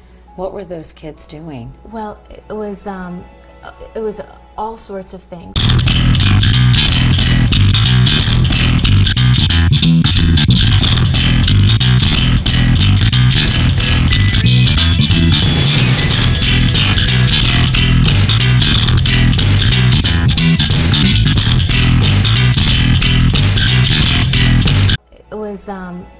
It was all sorts of things. I mean, first of all, they were amazing in that they were all like staying in a single file line. Their teachers were at the head of the line, classroom aides were kind of strewn in between, and they were walking very quickly, but they were staying in a line, and the teachers were very much very focused on their job. Rob, you got to the scene and your wife was okay, but then you had the job of going into that school. When we arrived at the scene, the emergency services were set apart from the officers on the scene, and those brave men and women were protecting Barbara and the children who hadn't emerged yet, because we were still in a lockdown mode. I mean, gosh forbid we actually see children leaving the school. State Police Emergency. Hi, from Newtown, Connecticut. You want Newtown Police? Yes, please. All right, what can I help you with? There's a shooting at my mom's school. I just called before. She's trapped in a closet with 18 kids, and she's hearing a pounding. She doesn't know if it's the police or not for sure. Okay, do you know what room she's in? She's in a closet in the kitchen. Okay, we have police personnel there. We'll send them in. Okay, thank you. Do they want them? State Police Emergency. Hey, how are you? This is Abhishek Thankar calling from Danbury Hospital Police. Security Office. Yep. We had an incident in Newtown High School. It was a shooting. If we can have some support, if you can send us 2 officers to help with possible anticipated extra volume of visitors down here. Where are you? We're at Danbury Hospital Emergency Room. Okay, you have any victims that are there? Yes, we had 4 victims that already came in from Newtown. 4 victims? Yep. Okay, and then what? You're the security staff there? Security supervisor, yes. Okay, and you need you want to call Danbury? Yep. If you can send us a couple officers for some support down there. Okay. Do you have Danbury PD's phone number? Oh yeah. You want me to just call them directly? Okay, call them directly. That'd be great. Okay. Bye bye. Okay, please 911. We are at 10th School, and we're not sure if it's okay for us to come out. Okay, we are in lockdown. Okay, where are you, ma'am? We are in the closet behind the kitchen in the library. Closet behind the kitchen in the library? Yes. You're in the library? We're in the library, and then there's a kitchen off the library, and then we are in the closet behind it. In the kitchen behind the library in the closet. How many kids are with you, ma'am? 18 children, and we have 3 library workers, including myself. So that's three adults and 18 kids? 4 adults, 18. Okay. 4 adults, 18 kids. All right. Anyone hurt? No. In your group? No. Okay. This telephone, what number are you calling me from? 203? I'm knocking on the door, but I'm not opening the door until I hear if somebody from the police department can call this number, that's when we will open the door. 203. Mm-hmm. Okay, stay by, okay? Hang up, I'll call you. Thank you. Okay, bye. We had to move out of that spot because one of our doors wasn't locked, we discovered, so we went into a back storage room and locked the kids in there. How close were you together? We were like this close together. How did you panic? the children quiet? There was crayons and paper in the storage room in the back, and we tore some up and gave them clipboards and had them color and draw pictures. And what did you tell them? Was with you, or were you alone? There was 3 other adults with me. They were asking what's going on. We said we don't know. Our job is to stay quiet. It may be a drill, it may not, but we're just going to stay here. And you didn't know at that point? We knew because I called the office and she told me there was a shooter. I don't think until we opened the door and there was 15 state cops with these gigantic guns and federal agents escorting the kids out did they really. Marion, could you tell us what's going through your mind? We didn't know it was that we wouldn't let them in at first. So they were pounding on the door saying they were police, and they had someone call us, and then they also put a badge under the door, and that's when we moved the file cabinets and started letting the kids out to them. State Police, Dispatch Pride, may I help you? Karen, OD again. Hey. The dinner set of keys. We're going through our locked closets looking for young children that might be in there secure. Okay. Okay, so we're doing that right now. Then we're going to go back around and we're Okay. going to do another whole perimeter. We're going to do another search through the entire building systematically again. Timmy. Okay, do you guys have the shooters or no? No, we have one confirmed shooter. You have one confirmed shooter. You have him in custody, or is he dead? He's dead. He's dead. They have one confirmed shooter dead. We have one confirmed shooter dead. We are still in the process of all the rooms have been looked at. All the rooms have been looked at. Now you're going to be going through the closets. Closets and the rooms again. We're going to do everything thorough-matically again. Okay, all right, but you don't have the other shooter. No, and Okay. we can't even confirm if there's a second one yet. You don't know. You confirm can't that. confirm there's a second. Okay. Right. We found 2 sweaters and 2 weapons. That's what leads us maybe to believe Closet. 2 shooters. Closets in the kitchen, Timmy said. Okay. Because I guess All right. there's a kitchen too. That there was somebody, 10 or 12 people in the kitchen area. All right. Okay. After we're going to check the kitchen. There's people locked in the kitchen closet after this. Okay. Yep. Okay. We'll get a Newtown guy. We'll get there. How many teams do you have in there? We don't know how many kids we have in here. No, how many teams do you have with you? Oh God, we have. TAC team was inquiring. That's why they're coming Oh. down with the bomb squad. Okay. How many TAC guys do we have He here? doesn't know right now. Right now, there's 2 TAC guys right now. 2 TAC guys are with I him got right now. Poach and what's Fawnin and Poach are here. Fawnin and Poach are there right now with him. Fawnin and Poach are with him right now. He doesn't know how many teams he has with him right now. But they're going to Those are the only 2 TAC team guys. Those are the only TAC team guys you have with you right now. Okay. All right. So you're going to... I got Bartolotta. Bartolotta as well. Okay. All right. There's kids locked in the kitchen. Okay. We're Okay. Gonna start clearing. All right. Thanks, Mike. Bye. Yeah, bye-bye. 0982 Bay. 0982. He's arrived. We're forming up to do a double check of the building. Okay, Roger. One of the places is in the kitchen. There's a teacher and 18 kids there.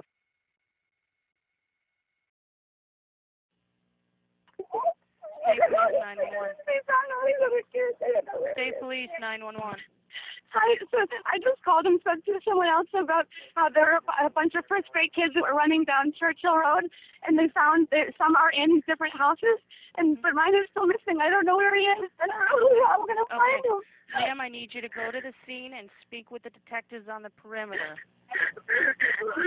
Who's the detective? I don't know who that is. I'll try to find him. Okay, go to any personnel that is uniformed or in a cruiser. Okay. Okay, thanks. Censored, stated that she received a phone call on her home phone at 9:44 a.m. from an unknown male caller.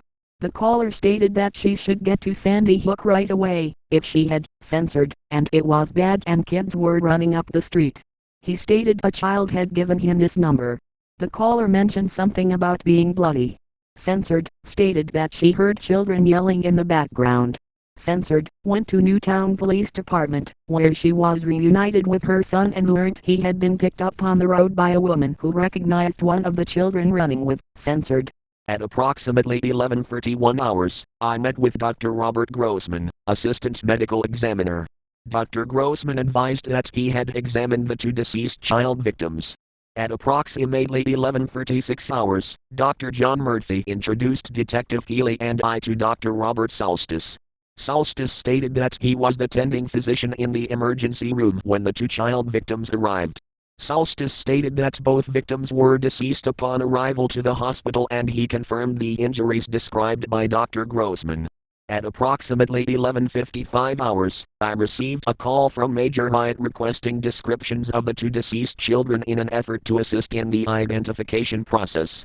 At approximately 12:15 hours, Detective Keeley and I entered room P2 of the emergency department at Danbury Hospital, which was being guarded by a Danbury police officer. Upon entry, I observed a body on a stretcher covered in a white sheet and a blanket. His clothes had been cut off his body by hospital staff and secured in a large brown paper bag at the foot of the bed. At approximately 12:21 hours, Detective Keeley and I entered room P1 of the emergency department at Danbury Hospital, which was being guarded by a Danbury police officer. Upon entry I observed a body on a stretcher covered in a white sheet and blanket. Her clothes had been cut off her body by hospital staff and secured in a large brown paper bag at the foot of the bed.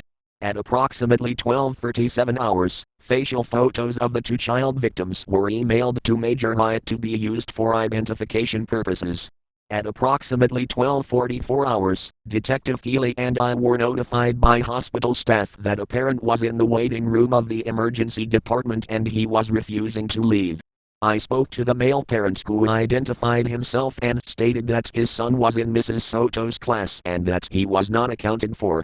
Censored stated that he had been to the school and the firehouse but could not locate his son and showed us a photo on his cell phone. I advised him that the victims at the hospital did not match the descriptors given for his son. I advised Censored to go to Edmond Town Hall located on South Main Street in Newtown and assistance would be provided for him there. At approximately 18:01 hours I met Danbury Hospital Security Director Abhishek Harikar. Harikar provided me with 2 clear plastic containers which contained metal fragments recovered from the left hand and the left thigh of Natalie Hammond during surgery. At 18:05 hours Chris Pender and Arnold Tomlin from the Connecticut Trade Services arrived at the morgue to retrieve the bodies of the 2 victims and transport them to the office of the Chief Medical Examiner in Farmington, Connecticut.